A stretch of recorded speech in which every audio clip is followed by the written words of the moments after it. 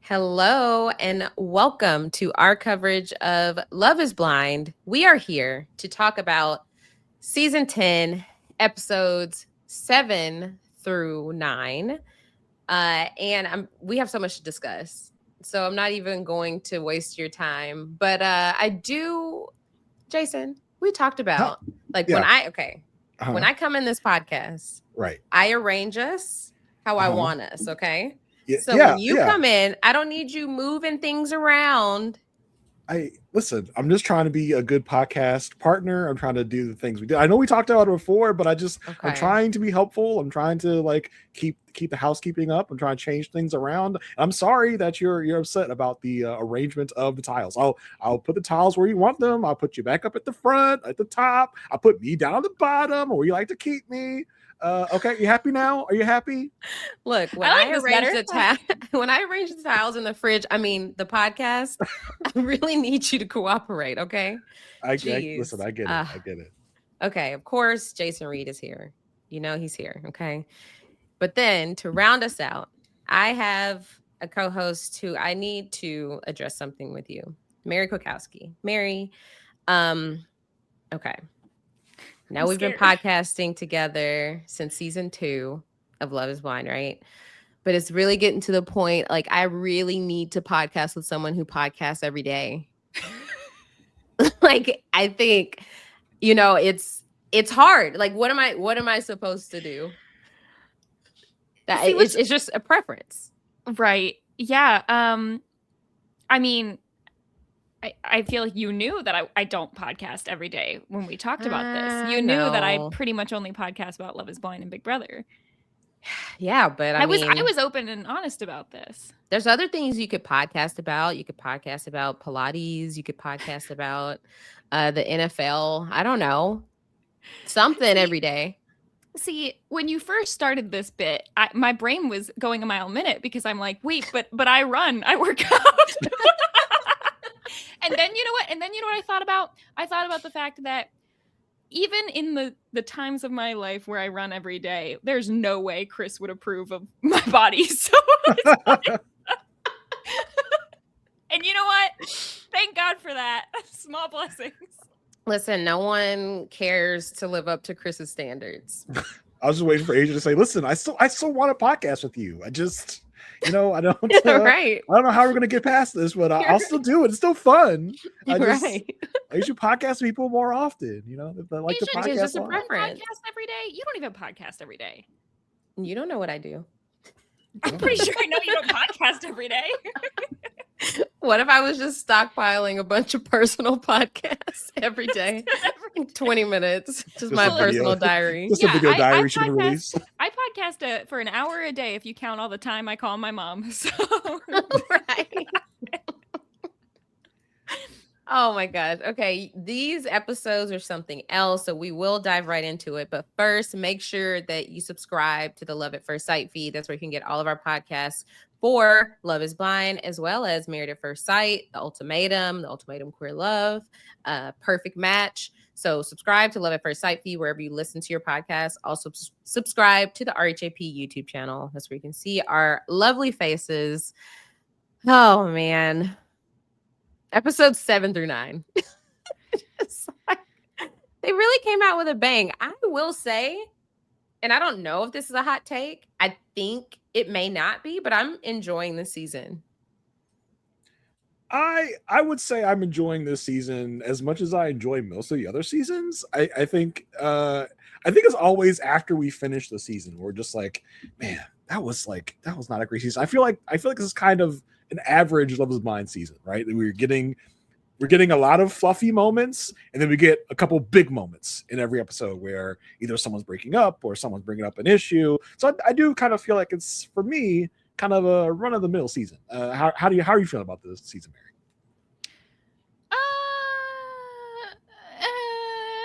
Here's what I like about it. It's one thing to be like, obviously we feel how we feel about certain people, but as a product, like I feel like it has people talking. Yes. Okay. This is what I was going to say, is that I really appreciate how I feel like I have something to talk about. I will always prefer it to be dramatic, even if I'm yelling at the screen, rather than boring. So I do think that it's not boring. I think that it's just one of these seasons, though, where you look at it and you're just yelling about, like, why did they let these people go on this show when they have no business being in relationships, point blank, of any kind, ever. Yeah. I just feel like it's like most seasons. You have a lot of trash men wondering how they got here, why they're here. We get big dramatic moments of like, why did this person do this? Why are they doing this so they didn't do this or this or this? So I do feel like it's just kind of like it's another Love Is Blind season for me. I don't know if it's any better or worse. I think what elevates it a little bit more for me is that we have multiple like despicable men. Like there are some men that are just like, and that's different from any other Love Is Blind season. How? Yeah, like yes, I think yes, because I think past seasons like okay, yeah, they're not ready for a relationship, or oh, he's too immature, he has no emotional intelligence, like that kind of bad. But this kind of bad is like my brother texted me today and was like, this man is pure evil. And I was like, yes, that's the word, because it's just like I feel like not only are they, I feel in the past, a lot of men have been just horrible, like bad boyfriends in terms of like, oh, you wouldn't set up a friend with that person. I think what elevates this is just like, dang, like not only you're a bad partner, but like you're a questionable person. Yeah. Yeah, it makes me so frustrated. In particular, one relationship is one that I found it like hard to watch. And it's not even Chris and Jessica. Like they're bad, but there's like, I think the people who worry me, because we're going to talk about Chris and Jessica a lot, but I think that's like obviously bad. And then there's the people who, when you're in that relationship, you maybe can't see it as clearly as everyone else on the outside can. And those are the ones that worry me, because like, at least Jessica got out, you know? Got out. Yeah. So let's go ahead and talk about these couples. We're going to build up. Okay. So we're going to go ahead and start with the nice, flowery couple that is Vic and Christine. Can I share my conspiracy theory? I feel like Christine and Vic are plants. I feel like they weren't real contestants. I feel like it was just like, listen, we gotta put our thumb on the scale, right? We need to ensure that we have at least one real marriage this season. We're gonna put Christine and Vic in here, and it's gonna be the love story everyone enjoys. It's gonna be boring, but at least it's gonna be our like full-fledged proof of concept couple. We can't have another zero marriage season. I don't care if they're real contestants or not. I mean, listen, that's why they didn't send them to Cabo. They're like, we can't have them slipping up and admitting their plants. Pre-existing relationship or something? Or just like, you know, or hired. Yeah, we're hired actors, like to just be like the couple. Like we have to make sure we have at least one couple that works. We're not gonna send them to Cabo. We don't want them to slip up. You know, we're gonna make sure they go through. It's not a far-fetched conspiracy, because not only did they not go to Cabo, they are not in the same apartments as the rest of the couples. Oh, are they not? A fact? They were not anywhere in proximity, and that party was the first time they were seeing Vic and Christine based on like the reception. Well, but I felt like that was more of a like they are separated from the Cabo couples. It feels like the Cabo couples probably all bonded in Cabo, so yes, they're going to see each other a lot more when they get back to the real world. It just feels like Vic and Christine were like separated. I don't know if they were in separate apartments. I have no idea. But it seems like it. It certainly feels like they are doing a lot more self-filming than everyone else, even now that they're back. It feels that way. I really like them, so I hope they're a real couple. I could easily believe, though, that they are a real couple that already exists, that was a pre-existing real couple. Kind of the way that, like, when you watch House Hunters, they've already picked the home beforehand, and they just throw on two more. Like, I would rather believe that than believe that they're actors and this is a fake relationship. Mostly because I feel like that would be impossible to perform forever. Like, are they going to fake a breakup, or do they have no social media? So I don't know. I mean, Vic did post a TikTok. So Vic posted a TikTok about how he was like nervous for like the show to come out, and you know, it seemed genuine. But, you know, I'm not going to say you're wrong, Jason. I would never say that. Yeah. The history has shown you'll never tell me I'm wrong about anything. Yeah, definitely. But it is picture perfect. Like, they do give me the like the potential Lauren and Cameron feelings, because it's like, oh, these are two people who probably would not have approached each other in real life, to know that they would have so much, like, I guess, in common, and so much to like relate to each other on and be so into each other. But they could have very well just found each other in the pods. I think maybe they're just the only two normal people, and they have no business being around all these wackadoodles. I think calling them next Lauren and Cam is an insult to Lauren and Cam. No, I didn't say they're the next Lauren and Cam. I said they give me like potential. Like, they give me feelings of like, wow, they could potentially end up like Lauren and Cameron, a successful relationship, that the experiment worked, right? Like, they wouldn't have met each other outside of the pods. Yeah, unless they already know each other. They know each other. You know each other. Know each other. So, but yeah, it just seems too perfect, right? You see, like, every conversation is great. Like, they handle everything fantastically. I'm just like, I don't know. I'm like, I got my eye on you guys. Like, I'm going to be looking at your social medias after the show's over. Over here. I mean, they could have been like, yeah, we're going to put you guys in the pods. You're going to quote unquote meet and quote unquote get married. And we all know a month after Love is Blind is over, everyone forgets about the season. So we won't even address if you're still together or not. You just disappear in the ether. Look, I forget about every season of Love is Blind the second it's over. But I'm ask you, Jason, if you see something that confirms your suspicions in the off season, please let me know, because I am invested in this. I will not follow up on it though. I'll be on it. I'll be the investigative reporter. Please do. The off season that's like a couple months long always, because it's like, like, literally in one of my group chats today, someone was like, "Oh, are y'all watching the new Love is Blind?" And someone else said, "Another one." Like I said, like we were talking about the last season. It's kind of like Survivor. People go, "Are you excited for Survivor 50?" People go, "That's still on. That show still comes on." Yeah, you'll ask me, so Jason, what have you found out about Vic and Christine? They'd be like, "Who? What are you talking about?" Yeah. Who are these people? Well, I did think that Vic and Christine had a really good conversation about raising interracial children, which I felt like definitely needed to be, you know, on full display, because it was such a good point, and something I had never really thought about. Scripted. Right. Yeah, exactly. Yeah. They got the best writers in town. But it was so sweet to like point out that, like, yeah, their children are going to have like face things that they cannot relate to, since they're themselves not biracial. And I was like, wow, I never really even considered that. Yeah. I mean, as you know, as the resident biracial person Let on us the know panel, more. Yeah, Jason, tell us about it. I feel like I need to speak to this.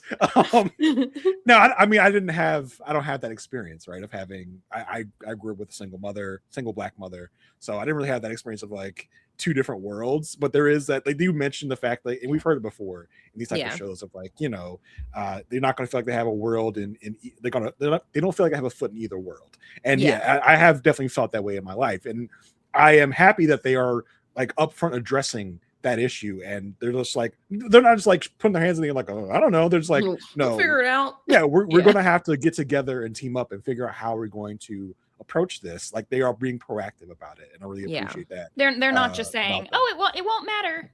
Yeah, exactly. And you know, Christine is like, I know I'll never be able to fully relate to my child or to you, Vic, about these issues. Like, I like that she's acknowledging that, like, up front, to be like, that is an experience that she will never know. She'll have a front row seat to parts of it, but she'll never be able to actually experience it herself. So, like, again, perfect script, no notes, you know, so that they handled it really, really well. And these rewrites. Yeah, these two people feel like they're very, you know, they're very, you know, world wise. Like they have like knowledge of what the world is. So I really appreciate that conversation they had. And for her to say, like, and I really loved this perspective coming from her, and I was like, yes, this is beautiful. For her to say she herself grew up in a fishbowl that she didn't want her kids to grow up in. I was like, wow. because a lot of people.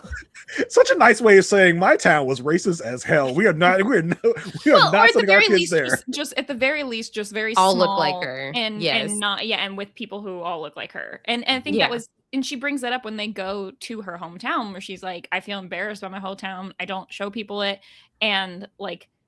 Yeah, it's an interesting dynamic for him because what's his profession again? Is he he's a professor? Okay, that's what I thought. Right, like because we see her, with their little handheld camera because nobody's with them because they're always just by themselves, going to see him at work before they go to her hometown, and I like that she's bringing up these things that I think other people would not recognize as being important. Yeah. So it also in that conversation, I really loved how he said, I really want my kids to know that the world isn't colorblind. So like especially for so many people out there who want to say, like, who maybe don't have a lived experience as a person of color, and they want to say, I don't see color. It's like, okay, you may say that you don't, but the world sees color. Like the world is not colorblind. This world was created, or this country specifically was created seeing color. So I thought that was a very, very just like mature statement for like, and they're just so open with each other, and they seem like they fit so well. I need to know, like, okay, y'all are in your 30s. Why are y'all here? Like, you two seem so perfect. Why weren't you already married? I need to know, like, what's the reasoning for people breaking up with you, or you breaking up with people? Mm-hmm. But again, they could be. They just didn't have anybody at their level. My future significant other will say the same thing about me. And then he'll go watch all these podcasts and understand. Gotcha. Got it. They also met her mom, who thought that he was hot. I thought that was so funny. That was really funny. Listen, Miss Melody was like, I don't know how someone like you would do this. I was like, oh, hold on, Miss Melody. She was like, with your education. I was like, okay, all right. I was just checking. You okay? You all right, Miss Melody? You okay now? Okay, I was about to say. Yeah, that went as well as it could go, meeting like your, future in-law. And considering the ways they are different, they do have a lot of things in common, especially their upbringing, both having single mothers, or as they say, like single sacrificial mothers who, put a lot aside for them. So I think that at least they're hip to the situation. They understand the ways of the world. Yeah. And it just sat with me that earlier I said interracial children. I meant an interracial relationship with biracial children. Listen, I was offended, but I wasn't going to say anything. Well, I'm glad you fixed it. I'm glad you fixed your mistake. Thanks for not coming at me immediately. I was gonna right after the recording stopped. I was like, now Aysha. Oh my gosh. Okay. So anything else about Christine and Vic? No. Should we start making predictions? Like, should we on this one, should we say, will they make it to the altar? Yes. Yeah. Okay. This one will say, will they make it to the altar? Yes. Okay. Yes. Are we okay? We're all in agreement they will. Mm-hmm. Yeah. No, whether it's real or they're acting, they're making it to the altar. Listen, it's in the stars or the script, maybe. I don't know. Yeah, one or the other. The stars or the script. Those are the only options. And it's wild that I have never considered any of the really terrible people on this show getting paid to be terrible. But the one time we have a really, really nice couple, we're like, it's gotta be fake. It's gotta be fake. It's the way of the world. It's the way of the world, right? Like we believe there are shitty people in the world that are going to flock to this type of opportunity. But to believe there are just two really wholesome, nice people that are going to sign up amongst this group seems wild. And find each other when it seems so easy to find trash, for two really nice people to just find each other. And this is like, I don't believe that. Like, no, I'm not buying it. So yeah, it is funny how we look at it like that. Yeah. All right. Let's go ahead and talk about Amber and Jordan. When is the other shoe going to drop here? Like, what is happening? I feel like it's right there. I feel like, are they just like not getting real deep with each other? Like, is that the problem here? Like, what do you guys think? I think what they're highlighting in the edit is their biggest issue is going to be, is he ready to be a stepdad? Mhm. And it's like, okay, he met her daughter's father and it went really well, and it seems like we're okay, things are going well. There doesn't seem to be other conflict, at least that has come up. So I see your point, and maybe they're not getting as deep as they should be getting, but maybe they are, and there's just no conflict. Yeah. I think after meeting her brother, I felt like I got them a little bit more. I don't know. Something about her brother like reminded me of him. I feel like they had like similar vibes. Because they're doppelgangers. Yeah, they look just like each other. They did look at first, and their names are Jacob and Jordan. Yeah. I would feel a certain way if the doors opened and my brother was on the other side of the doors. I'd be like, oh damn, what have I done? Like, I'm never gonna live this down. That's pretty common. I think a lot of people date people who look like them, so they end up looking like their siblings. That's a thing. Siblings are dating, yeah. Yeah.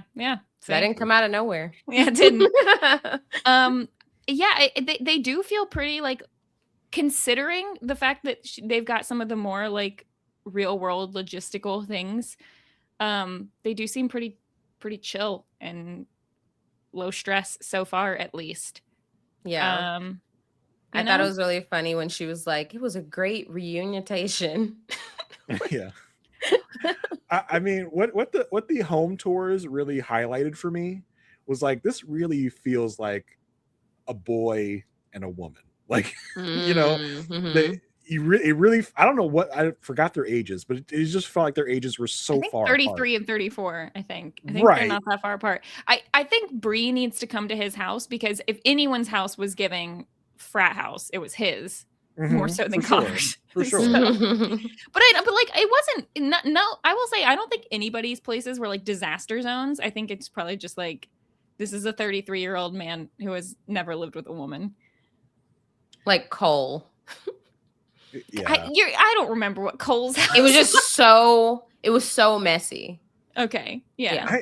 I think maybe, I'm wondering if my bar is too unrealistic for like a 30-something-year-old man's, I guess, because that's because you are a real adult, Jason. Yeah, I guess. I mean, and look, don't get me wrong, I can be a very like messy person, and I'm in a situation where all of my nerdy kid stuff gets shoved down to a basement because I'm already married and been married for a long time. But just like, it just seemed like, are y'all like, are you actually adults? Like, it just seemed like they were like early 20s instead of early 30s to me. It was so bizarre for a couple of these guys to have like just these extremely bachelory pad houses. Like black bananas, broccoli in the fridge that he doesn't know how long it's been that's there. wild that they didn't throw out their food before they left. Jason, do you have I didn't think about it. Do I what? Do you have any sisters? No. Oh, okay, because I was gonna say, I feel like that also changes things a lot of times. Maybe. Yeah. It was weird. Yeah. I liked her house.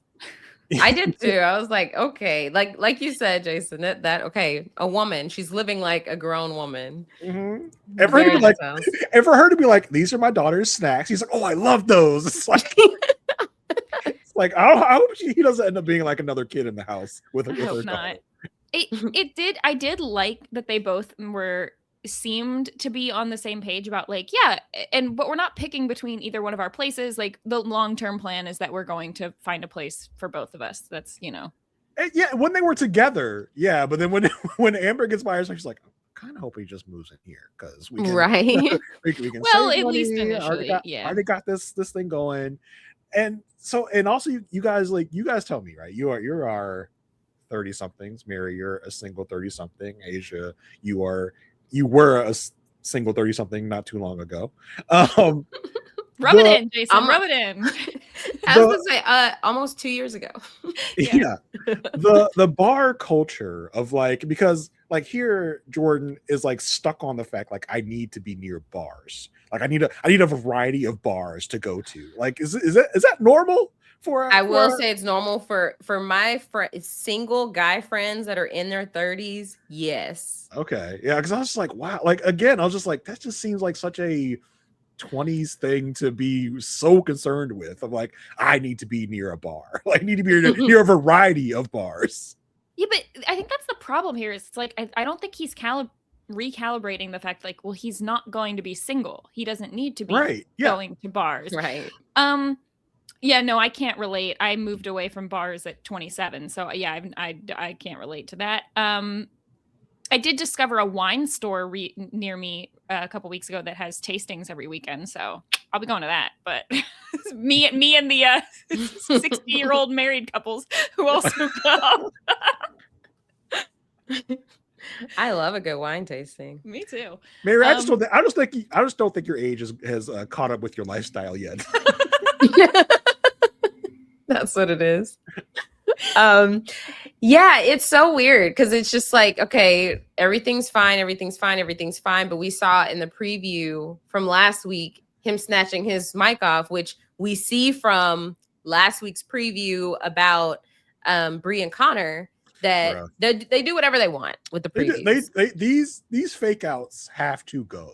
Like, I hate it with a passion and a fire. It is a art of reality television promoing, but when you are this egregious to put in Connor's mouth, get out, as if he's literally kicking Bree out of his house, and then it not even being something he said in the moment, this is like, that's a bridge too far. They tried to do one with Christine and Vic to the point where I have to go back and re-look at it at the end of episode 6, but the conversation where she in the real world says something like, I know that as the mother of biracial children, I'll have, that whole conversation.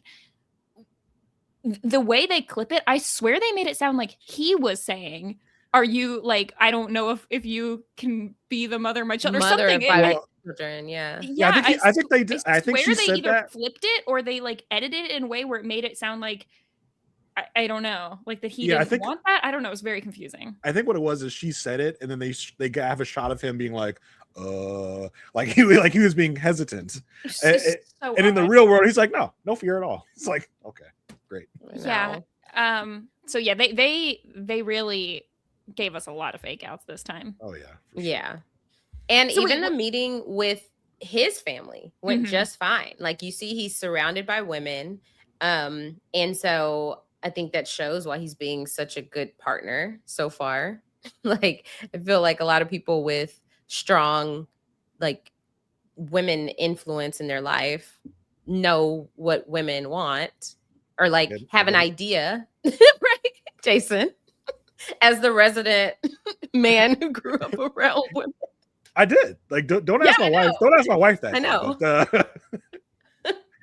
So I think and they brought her a gift. Like, everything, all signs are positive at this point, which is so interesting because Amber has such a dominant personality, and Jordan just seems like free and fun loving. And I guess we just haven't seen those, like, the Vic and Christine moments between them. Yeah, it feels like Amber is happy as long as you are not a toxic douchebag. Like, because we hear her comments about Chris later on, and it just feels like she's not looking for, I don't know, she's not looking for an alpha bro. She's not looking for someone to outwork her. She's not a Brie, right? She's like, she's an Amber. She's happy to go along to get along. As long as he's like a fun loving guy that's going to treat her daughter nice, then that's what she's looking for. That's because Jordan and maybe Connor are the only two men on this show who understand that they're the ones reaching here. Like,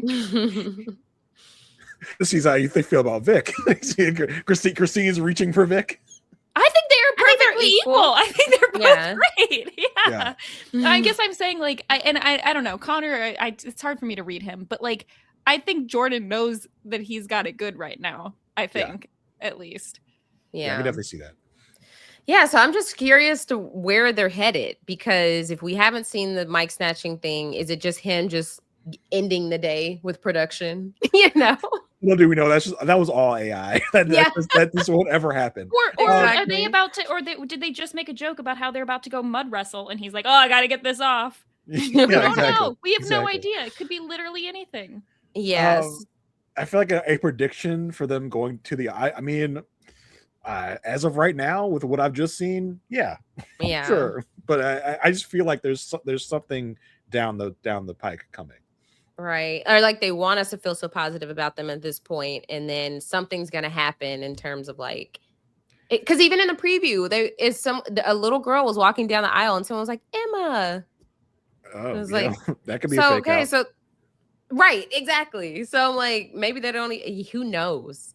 But I think at this point, with what we've seen, they seem like a fine match. I think Yeah. they seem fine. I mean, I definitely would wonder if I was her, like, is he really mature enough to be married, to be a stepfather? Like, I would be having these questions. I'm surprised we're not seeing them have these conversations, but I don't know. Maybe they had them all in the pods. We didn't see that either. So. I do Yeah. really feel like, though, that the edit is trying to really drive the fact home that he's kind of like a big kid, and Mhm. she has a lot of real adult responsibilities. I think the question is he going to be able to adapt to that, or is he going to be like, oh, I gotta go out to the bar tonight. What do you mean I gotta tuck the kid in? Like, is it like, Yeah. is that going to be an issue for them? Yeah. I think it was good for them to have that thing in common about the not living above their means, like they related to that. But yeah. Because he wants money to do fun stuff. I was like, this guy, it's like just a big kid. Yeah. So a lot is unknown at this point, but at this point, we all say yes, they'll make it to the altar. Yeah, I think so. Yeah. All right. Let's talk about Mike and Emma. Oh boy. Man. These two, like we said, it was going to be a thing that she was saying she didn't want children, and he does firmly want children. And I think it is very interesting that both family meetings centered around this topic, because it is a big topic for them. Like, that can be a relationship ender if they can't agree on that. And I've seen various things online about people's opinions about this. I don't know how I feel about Mike, because he knew coming out of the pods that she was on the fence about having children. And now he's like, he firmly wants children. And he's like, you can do, like, you make the decision that you want. But I think he's not making it clear that if you don't want to have children, then that's a deal breaker. Like, I mean, he did say that when meeting her family. He said, like, I've thought about it. I think I can't not have kids. Like, he did say that when meeting her family. But I think it's making her feel like, okay, well, then I need to bend a little bit, as opposed to we need to break up. No, they should not have either one of them. They should not have agreed to get engaged. He needs someone who wants kids, not might want kids, wants kids. I think it's very clear, which is something Jason and I talked about, that it's not for any one reason. She has, up to this point in her life, not wanted kids, not been on the fence, but not wanted kids, because her parents and her sister were like, well, you've been adamant about not wanting kids, and now you're a maybe. So this is a known fact about her. I think also a lot of the other conversations with her parents is like, I've seen other people say, like, maybe she shouldn't have gone on this show because she seems like she maybe has a lot of things in her own life and her own things that maybe she wants to work through before getting married. I mean, you don't have to work through everything before you get married, but it seems like she's got a lot of other things going on that are concerns for her. But, like, yeah, bottom line, she most likely doesn't want kids for many different reasons, not just the medical history, not just the being adopted. There's a lot of reasons. And I don't know why they're pretending that they're on the same page about this at all. I think this is the perfect encapsulation of why you don't do this, right? Yeah. Because we're out here in the real world now. We're having conversations about this all the time. Mike is like, listen, I don't want to influence you. I don't want to pressure you. But even with the non-pressure, that is pressure. It's pressure. Right? Because you're fixed in how you feel. Yeah. He is implying, if you say no to kids, it's a no for me, dog. Like, I'm not in this. Like, he doesn't have to say it outright. I feel like she gets it. It's like, listen, if it's no on the kids, then it's a no for good. And, like, they're in the bed to start this batch, and he's just like, listen, we got to figure out like what's going on with your job. Like, would you move for me if you had to change jobs, or would you stay here, or what was it going to be? She's like, oh yeah, I would definitely like, consider you if things are good. It's like, okay, cool. What about kids? And she's still just like, I don't know. And we all said she's not going to be able to come to a decision in 2 to 3 weeks, or however long they have until they get married. So it's like, this was never a realistic thing to come up with, to be like, are you going to figure out if you want kids or not in the next 3 weeks? This was never a realistic thing. So he's always going to have that doubt in the back of his head if she says, yes, I want kids. And like his parents spelled out, like, what if you guys are going to get married in 6 months? She says no. And that's a risk you have to take.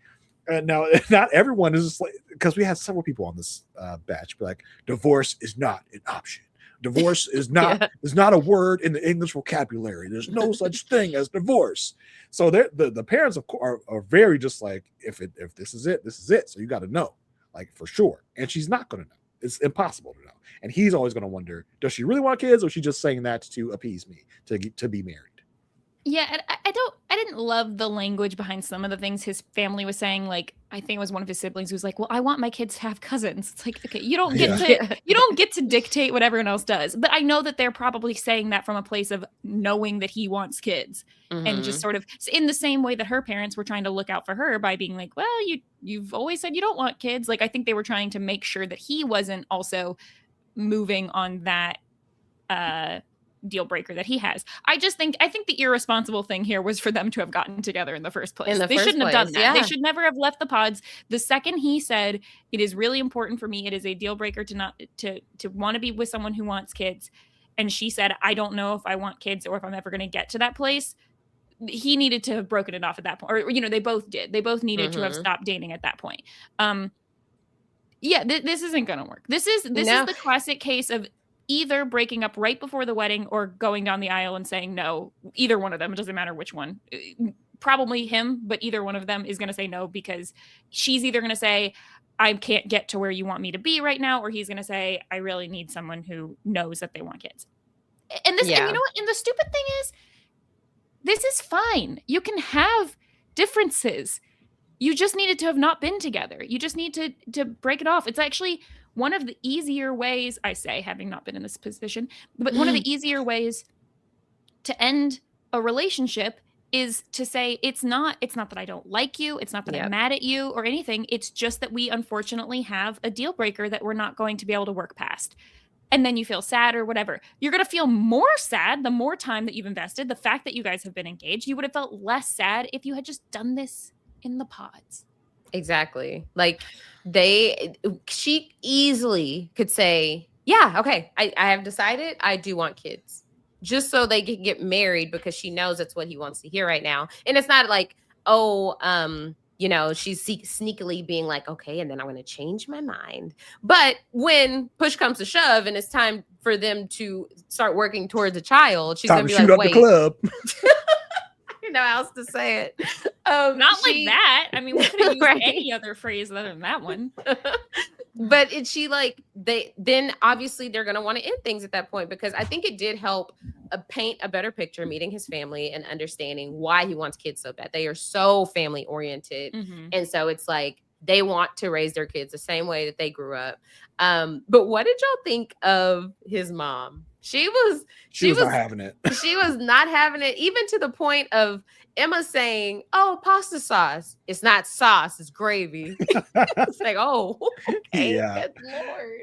Yeah, they are a hardcore Italian family, and it's just like they are every stereotype that you could think of when you see an Italian family portrayed on TV. Like, it's marinara sauce. It's not sauce, it's gravy. It's like, and the dad was like, coffee. So that's like, so let me get this straight. You were adopted by white people, but you are Chinese heritage. It's like, but I did appreciate how, like, much like an Italian Italian family, he gets like choked up talking about his family. It's like, oh, we just love family. That's our big thing. Like, if you say little Mikey, if you say she's the one, he did she's say the one. Mikey. She's the one, Mikey. If she's the one, she's family. Gabagool. She's part of us. Parmesan. She's a paisan now. She's ours. She's one I of am us. confused. What is gravy and what is sauce? Well, she said gravy is when it has meat in it. This is the first I'm hearing that. I'm not Italian, so I can't. Neither am I. You know? we struck out this panel for We don't Italian have- heritage. We don't have an Italian. a resident. We got so much going on, but no Italian in here. But yeah, like mom is not having it. Mom is very skeptical of this whole situation. It feels like he did not tell them he was going on this show before he went, because this all seems like a big surprise to a lot of them. Like so wait a minute, you didn't see each other? Like that's what you're saying? So, They're all like looking with like skeptical eyes the whole time. Like Emma walked into a lion's den, and I think she handled it herself, because I think they went from being so caught off guard that she was on the fence with children to understanding a little bit more her perspective, still thinking, okay, you may not be for our son, but at least we see why you feel that way.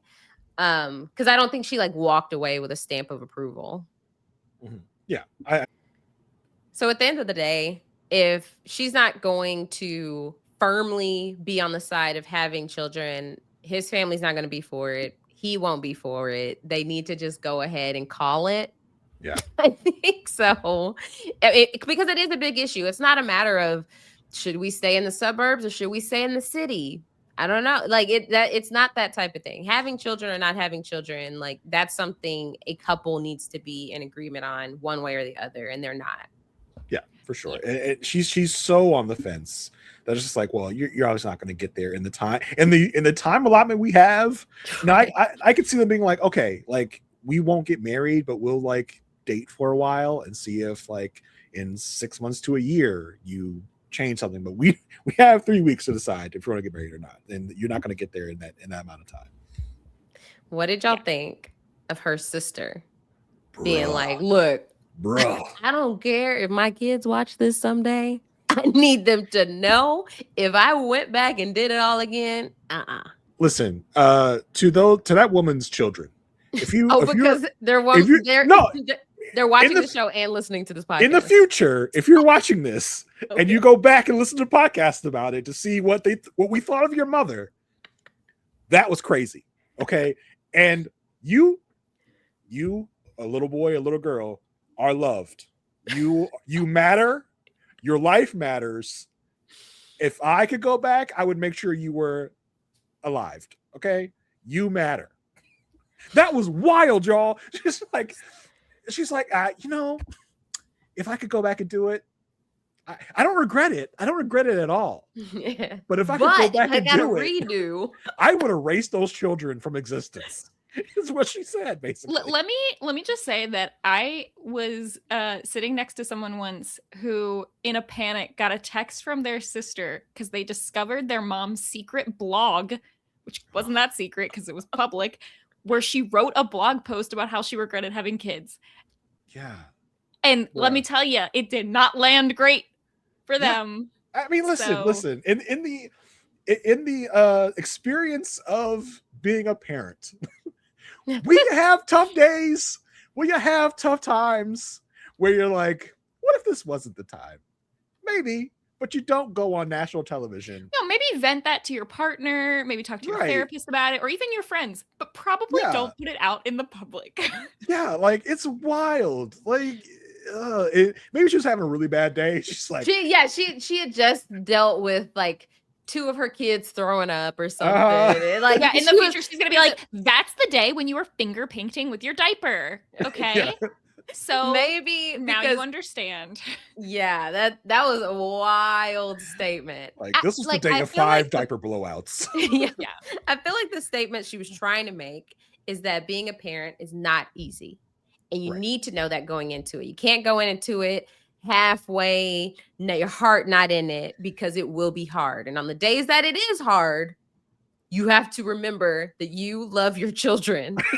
It just seemed wild because the whole family got on the act, right? Because it seemed as if they were just they wanted to be so supportive of Emma in every single way. They were just like, we're going to stick to this position that Emma said she didn't want kids. We're going to literally try to convince Mike in this meeting that he does not want kids. Like Her mom was like, you know, you just can't do the things that you think you can do when you have kids, Mike. I'm just telling you, they ruin vacations.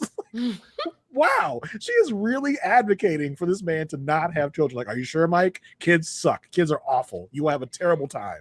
I feel like she was coming into this like now, like having this perspective. Her sister, who she's known forever, is now, or at least since she was 3, is now saying all of a sudden she wants kids. And so she doesn't know how much convincing Mike has done at this point. So she's like, I had to pull out all the stops to remind I gotta Emma. make sure that this man's not brainwashing my daughter into thinking she wants kids when she's said she doesn't. Yeah. Yeah.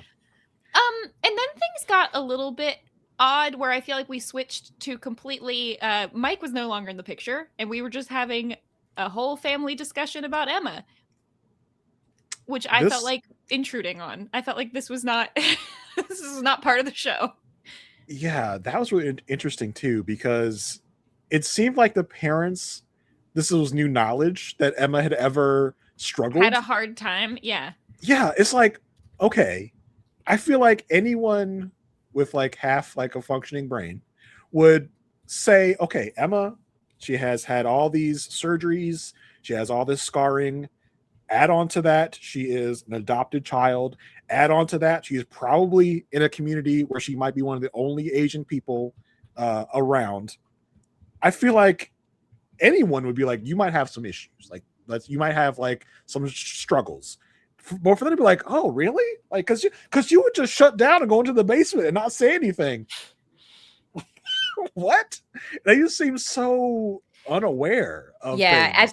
And the fact that it didn't raise more alarms for them, the fact that they asked like her teachers, and they're like, oh, Emma's so outgoing and like bubbly at school. She's fine. They're just like, oh, that settles it. Emma's fine. We're not going to check on her. She thrives outside of the home. Like, wait, what? So weird. Yeah, it felt like it shifted into this like family therapy session of them like learning Emma. But Emma, like, she stood her ground and said, look, I'm allowed to change my mind, which felt on the heels of that conversation. It felt like more her trying to have some independence and have some like agency in her own life, more so than her all of a sudden wanting to be a mother. Like, I felt like it was. Okay. Yeah, I just felt like I didn't feel like it was her like actually ready to step into motherhood, ready to have a child. It was more so, look, I can make my own decisions. Yeah, and it was also kind of like I think a signal to the family, like, all right, y'all, like back off like a little bit, like y'all are doing a little bit too much. Because like when Emma's like, yeah, I just don't know if I have that maternal instinct. It felt like all the family was like, yep, for sure, you don't have that. Like, you should not be having children. You should that's not something you should do. By the way, like, I know we there are 2 sisters. We really only heard from one sister. Like, what was that other sister doing? Was she just like totally observing? Had nothing to say? Just observing? Yeah. They said we gotta spend time on the sister that is saying all the things. And Dad, sorry, go ahead. It just felt like Dad also was like not on the same page as Mom, because they're so busy being like, oh yeah, kids suck. You don't want kids. Like, that's something you don't want to do. And Dad was like, well, I mean, I had 3 and I really like enjoy it. Like, I really love it. They're like, shut up, Harold. Like, this is not for you. It's not your time. And then her nephews show up, and there was a weird passive-aggressive exchange. That's why my sister was like, oh my God, here they come again. Ugh. No, she runs up and grabs them, and literally Mike turns to her at one point, and he's like, this isn't doing anything for you. Like, come on, you know you love the kids. And I was like, no. But like, you can love a nephew or a niece and not feel the need to have your own. That was a little transparent, Mike. Well, yeah. Yeah, I saw a TikTok today of someone was like impersonating all the guys from Love Is Blind, and it was saying the girl said like the girl says like, oh, you know, I'm on the fence about being mom, and then Mike goes like, you'd be an amazing mother. It's like, that's basically like what happened. He was saying, no, I think you would be a great mom.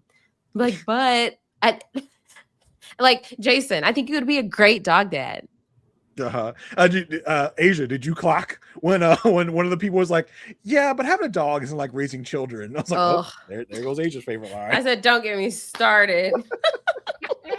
But yeah, I'm just surprised when the kids didn't come running out. The sister was just like, "Oh my god, here they come again!" Like they are so needy. Oh my god, they're always wanting me. Ugh. Get a I'm life. sure there's no way she doesn't want to walk back that statement.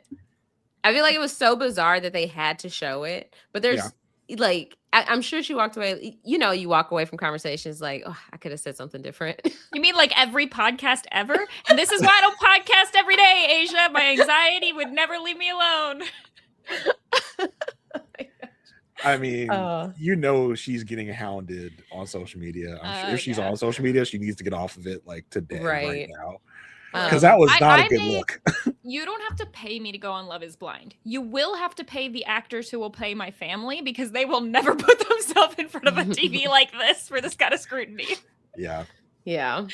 And then just to close the loop on gravy, it is a rich, so it's called Italian Sunday gravy. It's a rich, meat-intensive tomato sauce that is a cornerstone of Italian American cuisine, particularly in New York, New Jersey, and Philadelphia. Okay. So we are now educated. Love it. All right. Let's move on from Mike and Emma to Brittany and Devontae. So last podcast, I had lots of thoughts on Devontae, and I have about similar amount of thoughts about Chris this podcast. Why are they lying to us with this couple? Why is this couple lying to us? That's how I feel. I feel like the viewer understands that he's not attracted to her. Right. The viewer understands that. So why are we still here? What are we doing? This was the biggest shock to me was that they didn't break up at the end of that last episode. I thought that was it. She walks outside, talks to a producer for a second, comes back in. That was it. Now just business as usual. What? Yeah, I think he's doing his best to get through this, to get to the altar. I think he wants to see it through, to be the nice guy, to not be the Chris who is, you know, so blunt. I think if this was Chris, he'd be like, listen, I'm just not into black chicks. Like, all right, I gotta hang it up. Sorry. So I think Devontae is going with the motions here to go along to get along, and at the altar he'll say no because she needs too much validation or he's never good enough for her. He will try to spin it back around to make it her fault. I feel like that's where we're going with in our future. So now he's just like, let me just play out the string, tell her I'm attracted to her when she asks me, because that's the only time I'll tell her.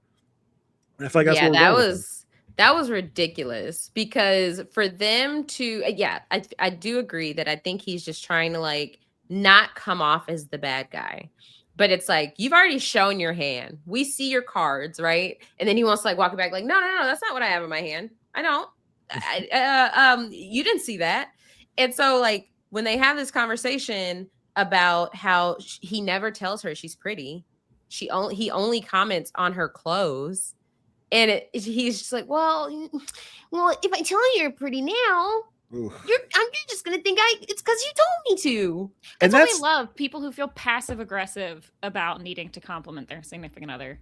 And that's okay when you're talking about things like, you know, we talked about this on the Mass podcast, Asia, where like, you know, if my wife tells me you never bought me flowers, I'm not gonna go buy her flowers the next day because like you only did it because you bought me flowers. When it's something as basic as complimenting your wife, telling her she's beautiful, telling her she's pretty, or just showing any amount of affection to your wife, that's bizarre. To be like, well, I'm not gonna do it now because you told me to do it. Like, no, you should. But you should have been doing it every day to begin with. Like that's a basic foundation of this type of relationship, especially a relationship this new.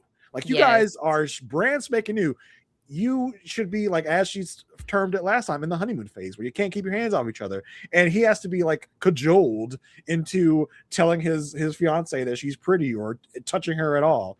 It's the writing is clear on the wall, and I don't know why she's not seeing it. Also, most of the time, but not all the time, so I'll let it slide. I'm not going to say all the time. When someone says, like, when someone sits someone down and has a conversation about something, it's because they've been hinting at it or even directly saying it for a long time now. It's not like this is the first instance. If someone, like that one girl, somebody wanted flowers a few seasons ago, but she had hinted like early on, she was like, I would really like it if my significant other brought me flowers every once in a while. And she mentioned that many times. And then finally he was like, well, if you ask me to do it, I don't want to do it because then it's only like I'm doing it because you asked to. And it's like, but she told you up front that that's what she wanted. Yeah, wasn't that you Izzy didn't want and to Stacy? Yeah, I think so. It's like if you knew you didn't want to do it, I don't know. Yeah, this It's whole thing it's so simple. Like, okay, Jason, let's practice. Jason, Yeah. I feel like you don't think I'm a good podcaster. Asia, of course you're a good podcaster. You're funny. You're smart. You're insightful. You're one of the best podcasters I know. And sane. Thank you. Yeah. Exactly. Because let me ask you this though. Sorry, finish your thought.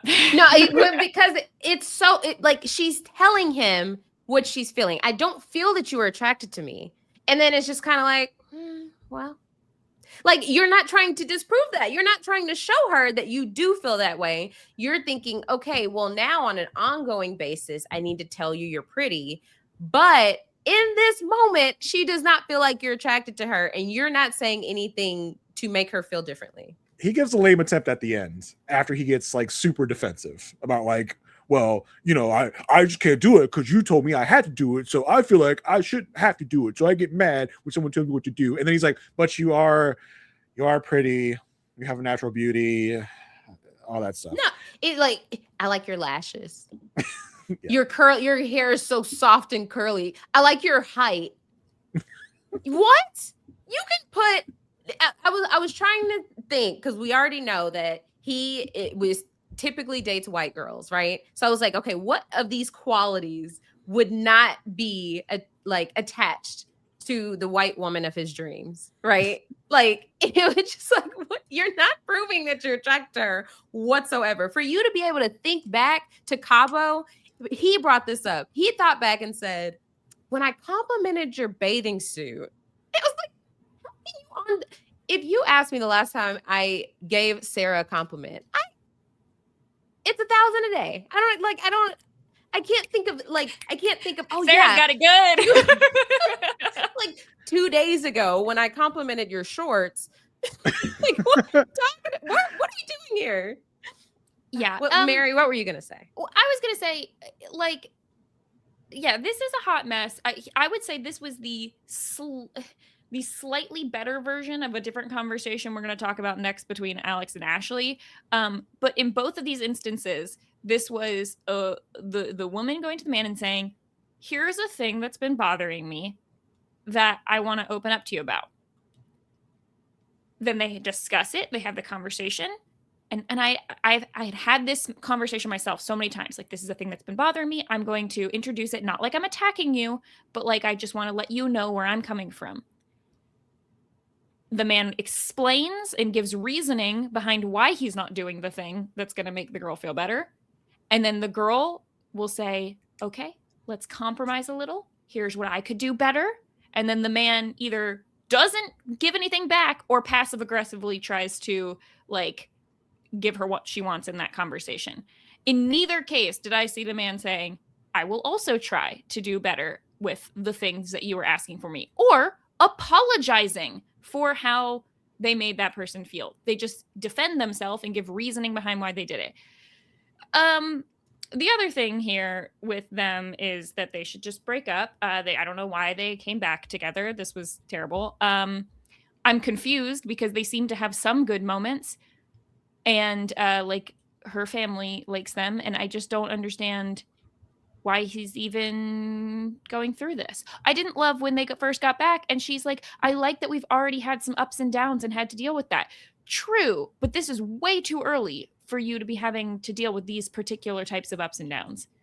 And these are foundational. These are ups and downs that matter. Yeah, these are foundational issues that are going to be prevalent in your relationship for however long it lasts. Because it's not as if he's going to really take the note and really change. It doesn't feel like he's on that trajectory. He's like, all right, I'll say these things now to appease you, and then I'll go right back to just ignoring you, kind of. It just feels like it's never going to be something he's going to really jive with and change. Because he doesn't like her, and he's not trying to make himself. He knows this isn't going to end well. Now, Jason, Asia gave you a little prompt for you to compliment her. Here's my prompt for you.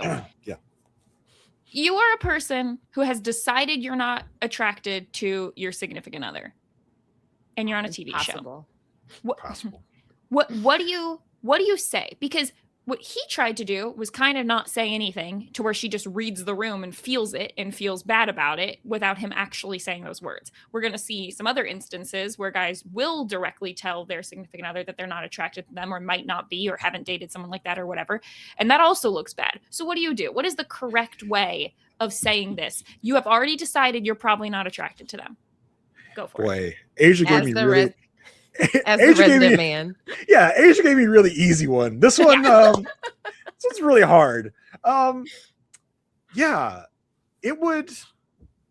That's tough. It's tough, Mary, because it is kind of like, it is something of what Chris kind of did. No. If you're saying cruel. what Chris did, you're wrong. But less cruel. I think the thing is, if you went on a show that's about dating blindly, and it's so the premise of the show is supposed to be about falling in love without seeing the person. Now, we all know that most of the time their relationship will change. Either they'll meet the person and be like, oh, so glad I'm attracted to them, or they'll say I'm not attracted to them, and then they'll probably eventually break up. So really, love is not blind, whatever.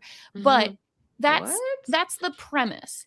In the cases where someone instantly knows I'm not attracted to them, and that may or may not be the only reason why this isn't going to work, what you do, and it's not going to make you look good, but at least it's more forgettable. It's not, none of these cases are going to make you look good. I'll just tell you right now, you're not going to look good if you go on a show called Love is Blind and decide that the physical is actually the main deal breaker. If that is the case, what you need to do is you need to have that conversation the second the reveal happens, and then they'll put up the little title card that says, actually, for irreconcilable differences, they split and went home.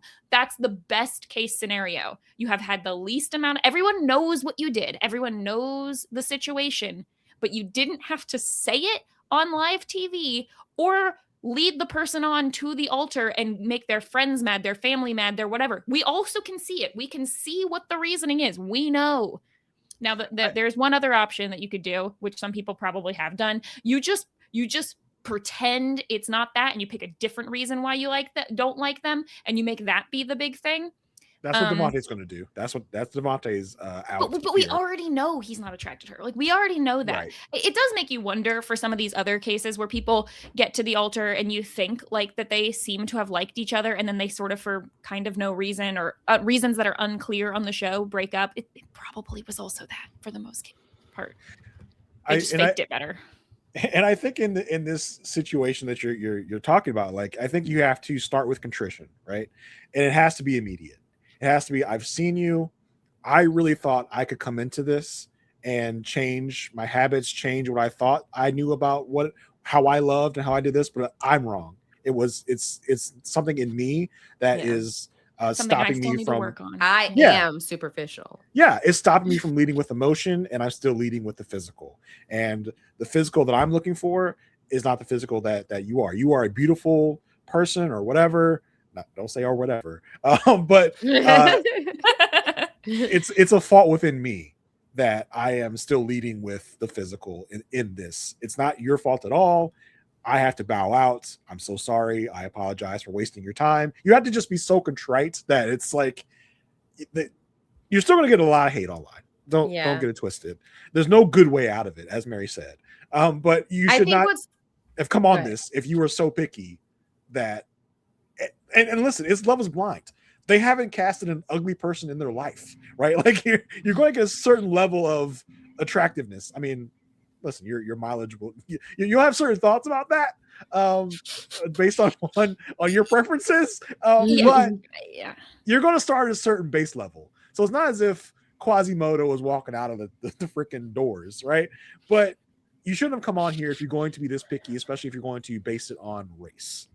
Or at the very least, understand that you're most likely not going to be able to hide that from the audience, and the audience will always assume that is the reason. So you don't come on and try to say things like, oh, dating has never worked out for me because I think I value, looks too much and I really want to do it differently or whatever, and then still only value looks. And here's the thing, right? Devontae hasn't told us outright that he is rejecting her for race. He has told us That's not usually what I date. That's not my typical type. He has not said I don't find her attractive because of her race. We are all seeing it. We all know it because we have eyes. But he's not coming out and saying that like outright. But that's the thing. Like, let's not forget, she also, like, he's also not her type, right? Right. But it's so different in how they're both handling it, because she basically, from her perspective, is like, this guy's not my typical type, but I'm committed to this because, like, we got engaged. Like, we're going through this journey to get married, right? And so she's trying to be like in a relationship with him. Like she's trying to do it. The difference is he has established, okay, I'm not attracted to her because of her race. We can imply that. And based on how he is acting, because he's not trying. And I feel like they tried to, like, Mary, to your first point, like they tried to fool us into thinking like, oh, these two they're hitting it off because, you know, they go visit her family and like things go well and her dad loves him and she's saying, oh, he's doing all these things that I want him to do now. Like he's picking up things, or he pressed cancel on the microwave so it could go back to the number, to go back to the time. Like the bar is on the floor right now. But I just think that at the end of the day, he has already decided in his mind that he's not going to end up with her. And it's showing through his actions. That poor dad. I can see it now. We're going to be at the wedding. Dad's going to be so happy. And he's like, no. And dad's going to be crushed because dad, at the end of the visit, he's like, I trust you so much. Like, you are already my son. I'm like, oh my God. They are really setting us up for the hard fall when it comes to the no at the altar. Now, listen, we've been very wrong before. We could get to the altar and he could say yes. We don't know. But I have a strong feeling that it's going to be a no from him, and he's going to turn it back around on her and say she needs too much validation. She's this or that. So I feel like that's going to be where we're headed here. She wants me to follow her around everywhere. God. This is another case of he would have never been able to get someone like her in real life. But but his problem is he doesn't want someone like her because she has too much melanin for him. So it's just, she's just too pretty and nice and has a great family. Listen, take it from experience. All right. When you are hitting way out of your league, you gotta do whatever it is you gotta do to keep that. Like me, I'm constantly stoking that fire of compliments. Like I can't see my wife and I'll be like, oh baby, what's up, girl? Like you were hitting it today. Like whatever it is I'm saying, like you gotta keep stoking that fire, baby, because at any moment she can open her eyes and be like, oh my, what am I doing with this bridge troll? Who gets more compliments, Jason's wife or Sarah? My wife, 100%. My wife. Sure. She ain't refute it. Yeah, Sarah does. Let's fight about it. I did love that he went along with the bit that her dad did. That was funny. Yeah, that was cute. Yeah, that was cute. I'm going to give more credit to that to her dad, though. Yeah. I think also another problem, which I had this problem with Ashley in the last drop, which has changed in this drop. But I just feel like now 9 episodes in, we still don't know his personality because he's refusing to show her, which it just doesn't feel like their interactions are genuine. He's being nice. That's it. Like it seems like a bump on a log all the time. Like he's just kind of there. Like okay. He tried to crack a joke and say he was cooking the chicken medium rare. So funny. So, yeah, I don't know. That conversation where she still feels like he wasn't complimenting her enough. It ended on a high note, but where do you guys kind of see them? Do you think they'll make it to the altar? They're breaking up either around that like dress shopping phase, or he's gonna say no at the altar.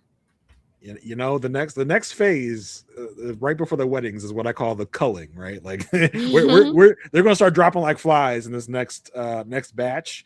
I don't know if they're going to be one of them. I feel like Brittany, I don't know what it's going to take for Brittany to break it up. I don't know if Devontae is going to break it off because I feel like he is concerned with his image and like not saying the wrong thing. I do get that vibe from him. So I think he will draw this out to the wedding. So I do see them having a wedding. I hope it's a situation where she gets to say no before he does, because I feel like he's definitely saying no. But I want her in this kind of season of women empowerment. I kind of feel like I really want her to say no at the altar. I'm fine with them trying to trick us into us thinking she's going to say yes, and then we get a last second turn of a no. I need her to reach out to Kia to write her a good speech. Perhaps she's picking herself. Yeah, I mean, I don't know. I do feel like there's the people who are I don't know if confident, risky, whatever the word is, enough to make it to the altar and say no, versus the people who get to the dress shopping phase and go, ooh, actually, I don't think I can continue doing this. I'm going to look like a real bad person if I go to the end. So I'm just going to back out now, as it turns out. I don't know if I can really get my family to go watch a wedding that I'm going to say no to. Yeah, I think he has more guts to say no before the wedding, especially now that he hit it off with her parents. Like, I think that he would not be able, like, I think it would be worse to say no to her at the wedding with her family there. And I think if he gets cold feet, he's going to bow out before. Okay, so your official guesses are no wedding for these two. Yeah, I think so. All right, and I think we get a wedding. So okay. Write that down. All right, I'm writing it down. All right, let's go on to Ashley and the scammer. I mean, Alex. Man, these two are something else, because it felt like everything was so hot and heavy, but then last drop we ended with like him being attracted to Brittany, so it was like, oh, okay, we don't know where this is going to go. But then like the biggest plot point was meet like really everything for them, but meeting her dad, his mom, and their sex life. Yes. And water bottles and laundry. Right. So we start with meeting her dad, and here's what I'll say about her dad. I liked that he was given like hard questions. I liked that he was like drilling Alex. I don't think that every family member should do that, but I like that somebody was putting Alex's feet to the fire. I liked that that was happening. We liked it because it was happening to Alex. Yeah, I liked it because it was happening to Alex. Look, I could be biased or whatever, hypocritical, but the thing is, he literally says in this conversation with him, like, this is how easy it is to clock Alex. At the end, the dad's like, I think his answers were really polished. I don't necessarily think they were honest. I think that he doesn't, that honesty is not his strength, is what her dad said. You can see it right away by the fact that he says that he's tired of moving. But everything else we hear from him in this episode is how he lives a nomadic lifestyle. And even when they're talking about relocating, he's got two options and doesn't necessarily want to pick one forever. They sort of mention wanting to put down roots, but he continues to talk about his nomadic lifestyle and stuff. You meet his mom and you see where you get it from. I don't know his mom, but you know when you hear people talk about like boy moms and you meet like the most toxic guy ever, and then their mom like really loves them and thinks they're a perfect little angel. That's, just I'm bringing that up because it might be relevant. Well, and the moment where mom goes like, yeah, I mean, he just had like some of the women he's been with have just been so disloyal to him, so inauthentic. It's like, okay, like tell me you're getting the story from one side without telling me you're getting the story from well, of course she is. I literally, I don't know why. I mean, obviously because we had maybe because of the Edmund conspiracy last season with his mom and stuff. But the first thought I had when she walked in was like, is that his mom? Or was she hired to come in? Because when they talked on the phone, it was just like, she's across country. Like, have y'all ever met each other in your lives? Like, it just seemed like they were co-workers talking to each other of like, oh, hey, you got a new job? That's great. That's awesome. Cool. Like, I didn't realize you were doing that. She's like, and it seemed like she was very surprised that she was talking to his fiance. Like, oh, that's something you just did? Okay, cool. Welcome to the family. Welcome to the family. It was not something totally out of left field for her. Yeah, it did give "We Just Met" vibes. Mhm. And so, but with her lifestyle of, having this nomadic lifestyle, is like, okay, the apple doesn't fall too far from the tree. But it's like, are y'all running from something? Like, what's the fear of planting down roots somewhere? Is it just his mom in the, like, driving the big rigs? Is that just something that, like, okay, she wants to try out different places, but with him, it's just like, he is itching to get out of Ohio. Like, it has to happen as soon as possible. It's such a big thing for him. And it's just like, the reason it's so hard for people to follow, like, and not believe that he's telling the truth, is because it's all over the place. Me and Jason are currently covering season 10 of Married at First Sight on our Patreon, and there's like a habitual liar on there, compulsive liar. And so we see the signs, right? The over talkers. Alex is the king of it. When you start over talking, you're providing way too much detail. He showed it in Cabo when she was like, "Did you flirt with anyone?" Well, when I talked to, named every woman, and it's just like, okay, you're just buying yourself time to think of, like, okay, how do I eventually want to, what message do I want to get across? Yeah, I also didn't like the previous conversation they had about the work thing, where this is the one that was the worst version of the one that Brittany Devontae had, where she brings up some very, I feel like, realistic things about, like, her wants or concerns, her feelings, the fact that they aren't hooking up as much as she wants them to, that kind of thing. And there's just like a lot of weird content in here. I have to assume that because they keep talking so much about tracking things, that they're not using any kind of contraceptive of any kind. So, and let's not overlook that, of this man suggesting a shared period tracker on his end. He's the one suggesting it. She's not asking him. She's not saying, "Oh, like, do you want to help me track so we can make sure that things are good?" He's the one insisting that, "Oh, because I don't know when your period is, because, like you said, clearly they're not being protected, then you need to just tell me when it starts and when it ends." It's like, that's too much. Well, it was weird. At first, he seemed like he was like, "Well, I'm not gonna get, like, I don't want to track. I'm not gonna track your period. You need to tell me." And then he was like, it seemed like almost he was like throwing in the towel. They're like, "Fine, why don't you want to, like, share a tracker?" I don't know. The whole thing was bad. Like, the whole thing was bad. This is so obvious that the whole thing was bad. I don't know. And it was weird of us to find out, like, this couple that every conversation turned to sex in Cabo has not had sex since they got back home. Yeah, and I feel like with her, it's like, I don't even know if she wants sex that much, but I feel like it's a red flag for her that he's not, like, asking for sex or wanting sex, especially since the fact that he told her that you're not my typical type, and then has followed that up in that direction. So I think that really worries her, of like, okay, like, you already said I wasn't his type. Now he's not initiating sex. So what does that mean for our relationship? And is he going to, if I'm not his type, is he going to go look for his type elsewhere? I feel like that's really part of her concerns here. Right. Yeah. She just wants some type of physical intimacy, because she's like, it's not like you can't touch me when I'm on my period. I don't think he knows that. No, it seemed like he was really like, really? Like, what do you mean? Like, why would I touch you if for no other reason than sexual reasons? What do you mean? Yeah. Also, so when they meet with his fake mom and they're talking about his past relationships, clearly an ex gets mentioned that is not tracking for her in the things she's heard from him. And when his mom asks her, like, what's the hardest thing you've ever been through? Oh, this is where it broke my heart. She said, one of my past relationships, I lost my personality in it, and my friends and family had to watch me basically become a shell of myself.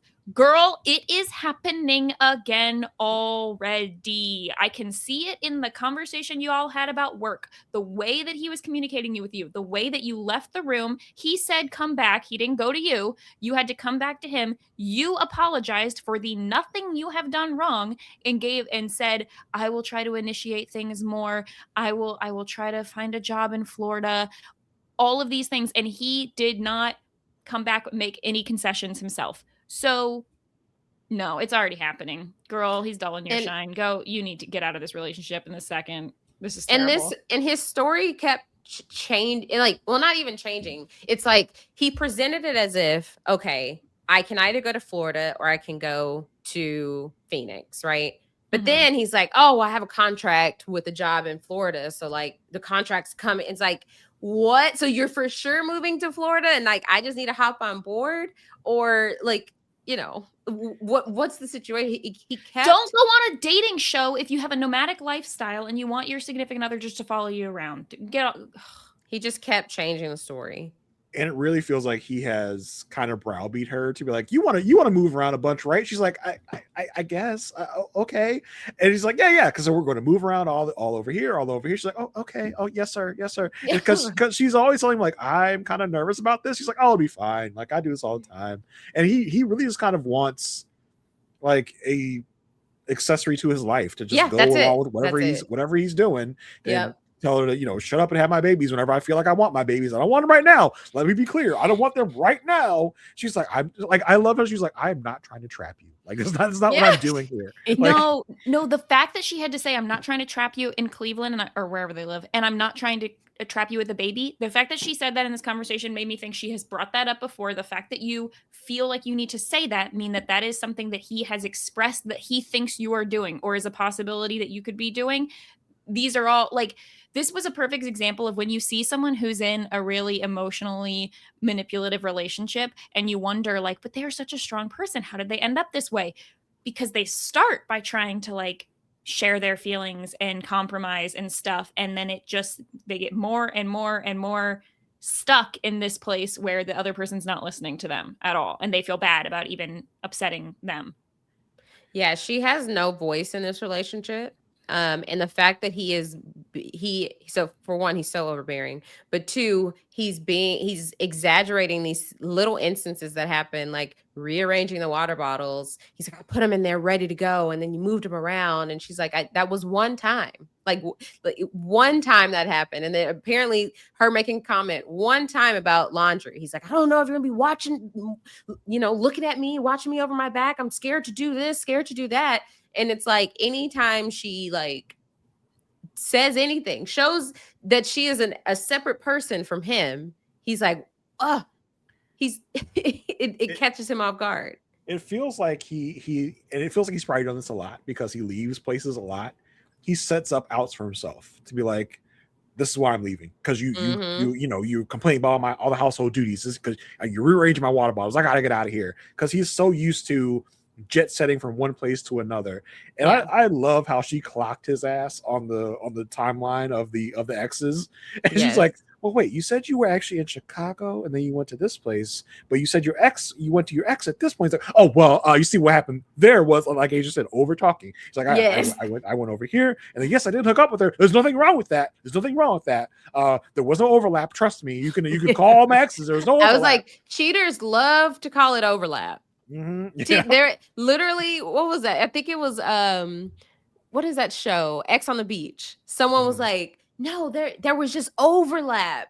And I'm like, cheaters love to say whether or not there was overlap. It's called cheating. He also literally says, he starts the conversation about one of his exes and says he doesn't like that this girl was close with her ex, and he thought that was a red flag. Then proceeds to talk about how he's still close with one of his exes. Yes.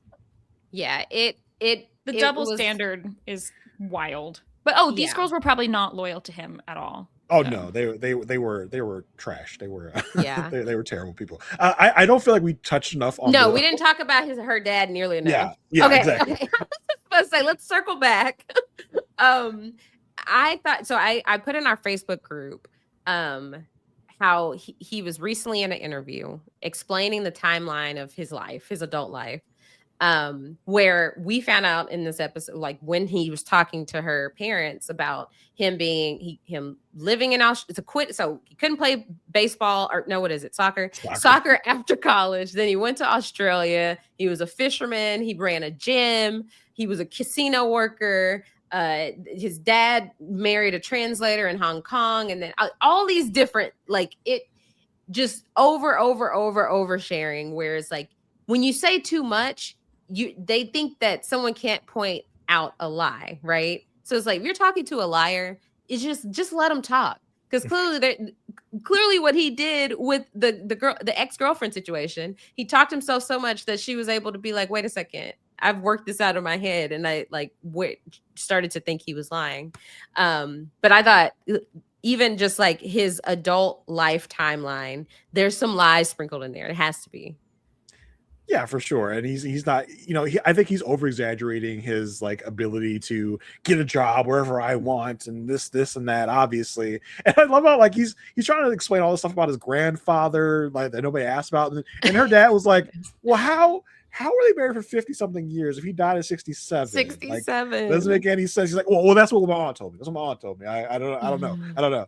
And dad is like, he's like one of those polygraph test givers of like, yes, when was this and what was that? Well, it's like trying to get a baseline of him lying or something, so that when we get into the nitty gritty, like we can tell when you're lying or not. And like we said, we only find this acceptable because we hate Alex. I think anybody else, we would have been like, in real talk, like, this is an overbearing father. I don't know if I was going to meet my significant other's parents. I think this would be something that would make me rethink, do I want to be in this like family? Do I want to deal with this dad? Because he is very overbearing and just says kind of what's on top of his mind. Obviously is too close to his daughter. Like when he's like, oh my God, when he's in confession, he's like, so many people are attracted to Ashley. She is dynamite. It's like, it was given very much, if she wasn't my daughter, you never know. Yeah. And it was just like, okay, you're a little too close. So that's definitely something that if I was in the Alex position, it would make me rethink things. I mean, on that same note, we did learn that he was, which is kind of wild to me, but I guess I just live in a completely separate world where he's like, oh no, I didn't vote, but if I could have voted, I would have voted for Trump. Our guy, our man. Oh, he knew that by him saying that, the dad was gonna be like, yes, because the dad immediately was like, because he said he didn't vote. He's like, okay, that was a cop out. He's like, but I would have. Don't worry. I was like, oh my goodness. Yeah, I mean, listen, all the viewers of the show have different political views, but it is interesting they decide to leave that in there. The dad also was like you said, just when he just in his line of questioning, there was so much, but one of the things that I thought was just kind of like, oh, like you wouldn't expect from a future in-law, quote unquote, was he was like, oh, different chicks. He's like, he's like, oh, I'm tired of moving around. It's a lot of different stuff. He's like, oh, different chicks. And then he's like, yeah, I'm not gonna lie. Yeah, and because Alex, again, he thinks that like by being honest about certain things like that, by coming across as like, oh wow, he was honest about something we didn't expect him to, that they're not going to read into anything else he's saying. Yep. And I truly think that people like Alex don't think they're lying. And he may not exactly be lying. Like he believes everything he's saying. Yeah. I do think so. And the fact that he's doling out these lines of like, oh, I know I'm not going to get your trust right now on this dinner, but I'm going to show you with my actions. Like, okay, we got it. And then for dad to be like, listen, I'm going to give you this like real sage advice. Basically, it was like, don't go to bed angry. Always put the other person first. Don't call them names. They're going to remember the rest of their lives. I was like, thank you. Like what like just the sagest advice I could ever think of. But yeah, the dad was very kind of like over the top.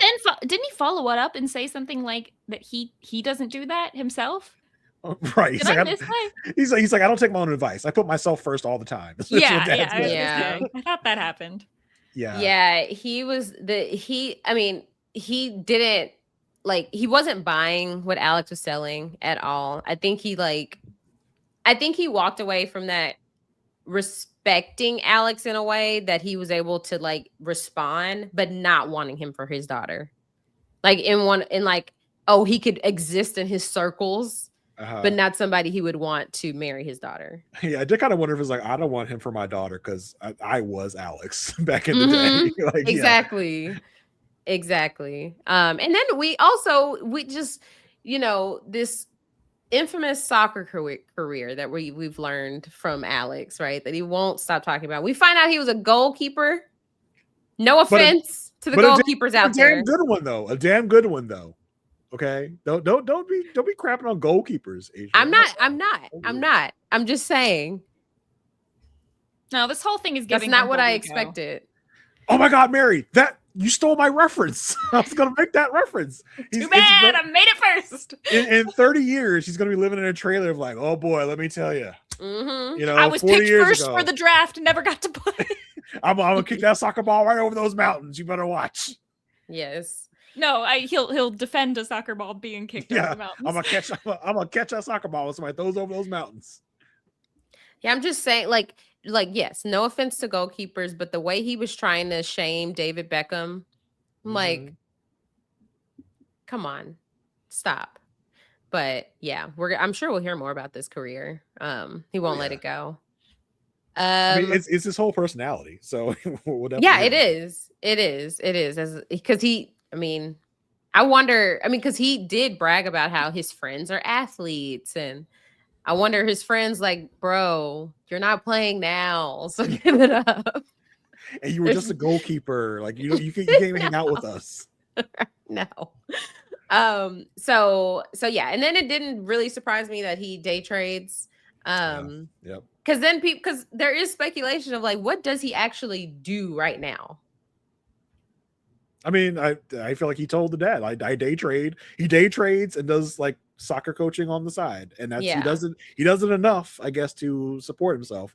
But that's what I'm saying. Day trading is like self-motivated, so you can be day trading means.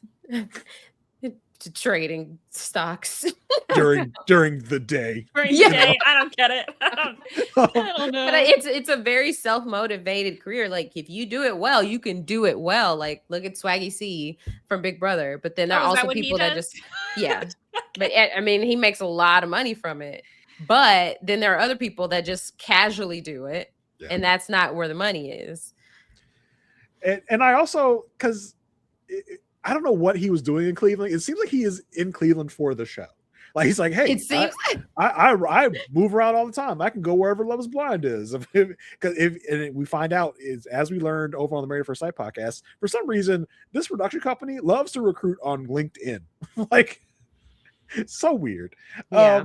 They contacted me on LinkedIn, and here I am. It's like okay. Yeah, I had a friend who was contacted on LinkedIn for Love Is Blind. Weird. Maybe I should have checked my LinkedIn. Yeah, Mary, you could have been on the show when they come to Virginia. You know, they already went to DC. I'm glad I dodged that bullet. Close enough. So yeah, it just seems like he's nomadic, as he told us. So he's kind of all over the place, and he's just not to be trusted. So many small things that were dropped about like when they had that day at the spa, and then he left as soon as they got home, and then now he's sleeping with a pillow in between them. Like there's just. I just only during her period, apparently. Right. Don't get that yucky blood on me. Ew. Right? Does he have a sister? Like I don't know. He seems totally. He's like, well, I guess I'm not that familiar with. Yeah, you're not. So let her let you know about her cycle. Man. Jeez. I don't think we're making it to the altar with these two. I really don't. I think it's going to be over before that. And I actually think she'll be the one that's fed up. Interesting. Okay. Yeah, I can see that. So is that your official prediction? Yeah, my official is no. What about you, Mary? I think it's definitely a no. I think they will get to the altar though. Oh, they're going to get to the altar though. But I think it's a no at the altar. Okay. Yeah, but they do make it to the altar. Okay. All right. Let's get going to Bree and Connor.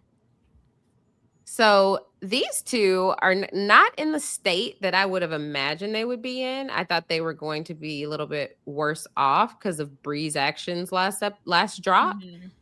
But it seems like Bree and Connor are okay. Yes. Question mark for the most part. I do feel like she's definitely questioning more than he is. Yeah. He is all in. she, I think, has these little moments of like, I don't know if he's going to be enough for me. Like, she talks a lot about the fact that she's more motivated than he is. Can she get over that? Like, what is that going to be an issue?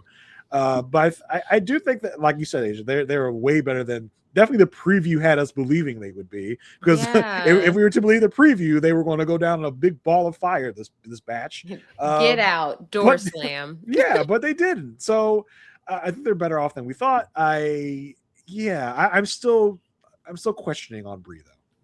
You know what? Go ahead. I was gonna say she's an interesting personality type because we've seen this before with some people where it's like she is kind of mean to him. Like, yes, I was literally about to say that. She's kind of the one thing I will say is that he does call her out for it, and she goes, yeah, I need to be nicer. Like, she does, I think, recognize it. I think that this is probably one of those things. I've met some people like this in life, which is like their whole family's like this. Like, this is how they talk to each other. This is just who she is. This is her personality. I think seems to be mostly sort of like okay with it, at least on the show. You know, I mean, he brought it up to her a little bit, but like he does seem kind of go with the flow. She's a talker, you know, so I think that she just she likes to talk. She talks. She's a talker. She's one of those could have a podcast every day kind of gal. I don't know. It's interesting because I don't exactly see their relationship working, but I also know that I know people who like are like that, high personality, big talkers, and everyone around them is like, you just need a guy who's like just gonna kind of be happy being with you and doesn't need to be the same as you. And like she's probably been told that she needs like an opposites attract kind of situation. Yeah, she is just very hypercritical of him. And I don't know if she thinks like, oh, this is playful or that's just her. But I don't really know how Connor is not like a little bit turned off from it, unless this is another situation of him reaching and he's like, I would never get a girl like Brie otherwise. So let me just deal with it. But like at every point during his tour of his house, she was pointing out every little thing. Yes, it's March, so why is his tree still up? But hey, different strokes for different folks. My Christmas tree is definitely not still up in my other room. It's definitely not. Definitely like not. if you took us with you right now into your other room, we definitely would not. You would not see a Christmas tree or a nativity scene or all my Christmas cards still displayed. You wouldn't see any of those things at all. Definitely not. That's you're setting the scene. Like it's fully Christmas still for you. That's not Christmas lights on the front of your porch. There's definitely not Christmas lights on right now. Christmas lights down. The wreath is still there. Look, I have a thing that I always just say. It's always gone by Galentine's Day, and unfortunately, my Galentine's Day party got pushed to the 28th this month, so I've got an extra week to deal with. Only because you have not taken your Christmas decorations down. No other reason. It's nice and cozy in there with the lights on at night. Hey, you do you, Mary. I'm not going to shame you for that. Yeah. I've had a Valentine's Day or two where the Christmas tree was still here, or was still up here. So I'm not going to shame you at all. Yeah. But yeah, I think he thinks that she is being playful, but I do think there is a little bit of criticism and condescension in her barbs. Yeah. I mean, even if she's like, I'm gonna break up with you if you don't have a headboard, and they walk in, okay, this is fine. But then it was like, even just they had little things to say about everything. Which if that was their relationship and like he was on the same page and giving her like crap back, then that like would be a perfect match. I just don't know if he's kind of like just accepting it. But did y'all notice in his gaming office room that he had a green screen behind his gaming setup? Yeah. Oh, I didn't notice that. So, is he a streamer? Oh my. Oh, maybe he is. Yeah. I did notice that. Look, I'm not going to judge because I am currently sitting in my half gaming room, half office with 2 desks. But look, I have a bookshelf, so it makes it look more adult, or at the very least more finished. I'm not going to say adult necessarily. Let me find out that's a green screen. You don't really have a bookshelf back there. Grab a book. Shoot. Oh no, Oh, I can't no. reach it. Right. Too far away. Oh It's no. Why does far your away. hand get blurry? It's actually a I do blue notice you screen. never. Yeah, I do notice you're never wearing green on these podcasts. Right. But I think another thing about this is, I think they have two different kind of perspectives on the relationship. I think she's much more casual, and I think he's really like in love, because like they have this like moment in the bed, like to begin the batch, where she's like, why do you love me? And he gives her this like laundry list of things. She's like, you're confident, goal driven, strong, like you love the people that you really love, you really care about them. And she's like, yeah, samesies, basically. Like, I really don't know if she's taking it as seriously as he is. I just kind of get that vibe from her, that she's just kind of like, she's kind of going along to get along for now, and she might say yes, she might say no. It feels like Connor is a definite yes as of right now. Right. I thought it was funny when they were at his house and he had that little, what he thought was a lock, and she kicks the door in, and like the frame for the door kind of came off. It's like, oh my God. So, I mean, all that told us is they're not moving there. No. Yeah. She's like, I am not safe here. Like, if anyone can just Right. like knock on the door and knock the lock off the door, like that's not. And who has that type of lock for their front door? Like, what the hell is that? That was so weird. He trusts his neighborhood like no other. Yeah. Yeah. Is it normal or not normal to have the keg? I'm not. Yeah. I'm sorry. I'm not of that world. Keep the keg? I don't know. Ask Jordan. He's familiar with bars. Yeah, does he keep it at all times? I thought kegs were things you rented. Can you like take it to a distributor and get it filled up? I don't know. He did post a TikTok, or I don't know where I saw this, Instagram, TikTok, and he had a keg, like a small keg, like the kind that you can like just buy at the store, of like beer. And it was just kind of like, oh, people keep asking me about the latest drop of episodes, but how about this? Yeah, I think he knows that it was kind of shameful that he had a keg just hanging out in his backyard, so I don't think it's probably normal. Also on this drop, they met her mom and met his sister and his parents. I feel like both meetings went really well. Yeah. Like there weren't any like huge red flags. It just was like, okay, things are going fine. Things are going swimmingly, but it just wasn't. It wasn't like Vic and Christine meeting Christine's mom. Right. There was kind of much ado about nothing. They were all just kind of like, hey, like if you're happy, I'm happy. Like that you seem to go well together. Bree did kind of like, when Connor was out of the room, she's like, yeah, I feel like he's like not as, I'm a very self-motivated person. I don't feel like he is that. So I'm not sure if we're going to really mesh well together. I think that was really the one moment where she did have a lot of kind of like questioning about the relationship, but pretty much it goes pretty well. I feel like I don't know if we've ever seen a really, really terrible family meeting on Love Is Blind. I feel like all the family meetings is always like, yeah, if you're happy, I'm happy. He seems like a great person. I can't wait to welcome them into my family. Like there was that one mom that one season that was just like, it was the mom of the woman who was just like very stern. Was that the UK season? No, it was US. Oh, okay. Yeah. Oh, it was Marissa's mom. Yeah. Yes. Yeah, that was wild. I mean, she had every right to be with the way things turned out. Yeah, for sure. She was right. I thought it was funny that his dad was like, his whole takeaway was, how much do I owe her? Yeah, that's like the quintessential like Ohioan dad, it feels like. He's like just cracking dad jokes every second he can. Yeah. All right. What are y'all thinking with Bree and Connor? Like, I'm personally not thinking this is a match made in heaven. I think we're not getting a lot of confirmation on her end. Like you said, Jason, I agree with you that I think he is all in. But with Bree, I'm like, I'm not sold on her thinking this is her husband. But as far as making it to the altar, I do think, I'm going to say, I think they'll make it to the altar. I think they will make it to the altar for sure. Yes, I think they'll make it to the altar as well. I think he says yes. Unless this is one of those instances where he's just quiet and jovial the whole time and then says no at the end. I don't know. I actually,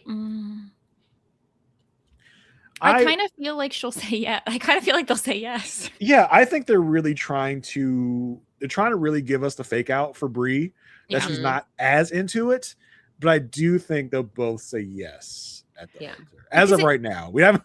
We're at we got one other batch to go through before the wedding, so I don't know what can happen there, but I do feel like she might say yes. If I think a lot of this is editing, like the conversation where he was laying on the bed saying the reasons he loved her. I bet he followed that up with, why do you love me? And she said the same things. We just don't see it because they're trying to give us a different narrative. So I actually think, I think this is probably a yes for both of them. All right. We're all yeses. So last and least, we have Jess and Chris. Jess, the queen that you are, I'm so sorry that you had to deal with this. See, this is the stuff that bothers me, is like, Alex is the type of red flag where you can see how people get swindled by it, and you can see how he thinks he's still in the right and stuff. And Chris is the type that it's just so obviously bad that I am shocked that anyone would present themselves like this on TV and thinks that this is at all going to make them look good. Yeah. Like, if this was a competitive reality TV show, I would say Chris is playing the villain intentionally.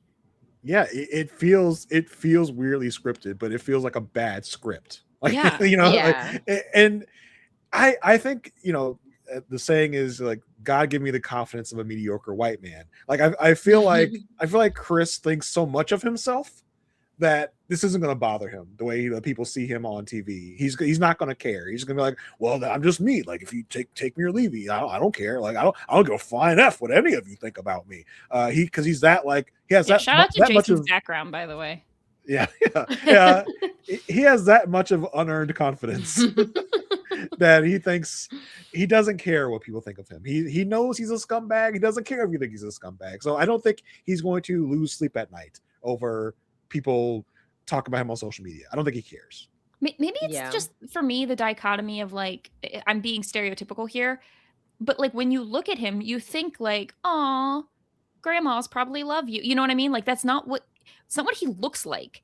Like, I think he thinks, with everything he says at the end to Bree, I'm like, I think you present as a very different person than you are. He thinks he's a foot taller than he actually is. Like, yes. I don't know. I think he thinks he looks like Alex or Mike or somebody, like, tall. Like, I don't know. It's odd.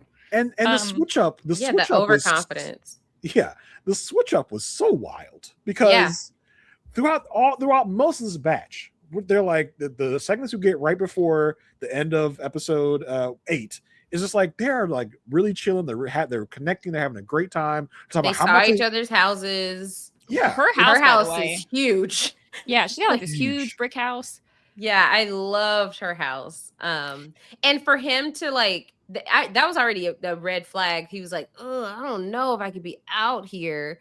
And it was like, she's like, well, I'm like 12 minutes from your current place. So there were a couple things she said, but like when she said that she has built this life that like she is proud of for herself and things like that, like I can sympathize with her life and I'm sure the thing that she's thought, which is just like,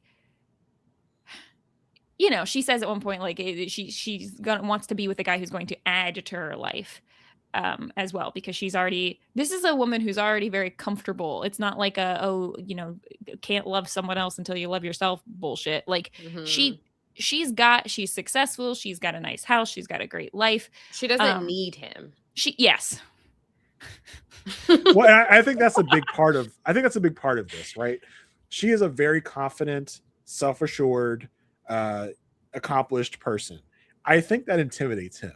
I think he's like, oh, you don't need me to be your big daddy. You don't need me to protect you. You don't need me to do this or that for you. I think you don't really need me to show you things in life. Yeah, I think that really gets to him, and that's a big part of why he makes this big heel turn.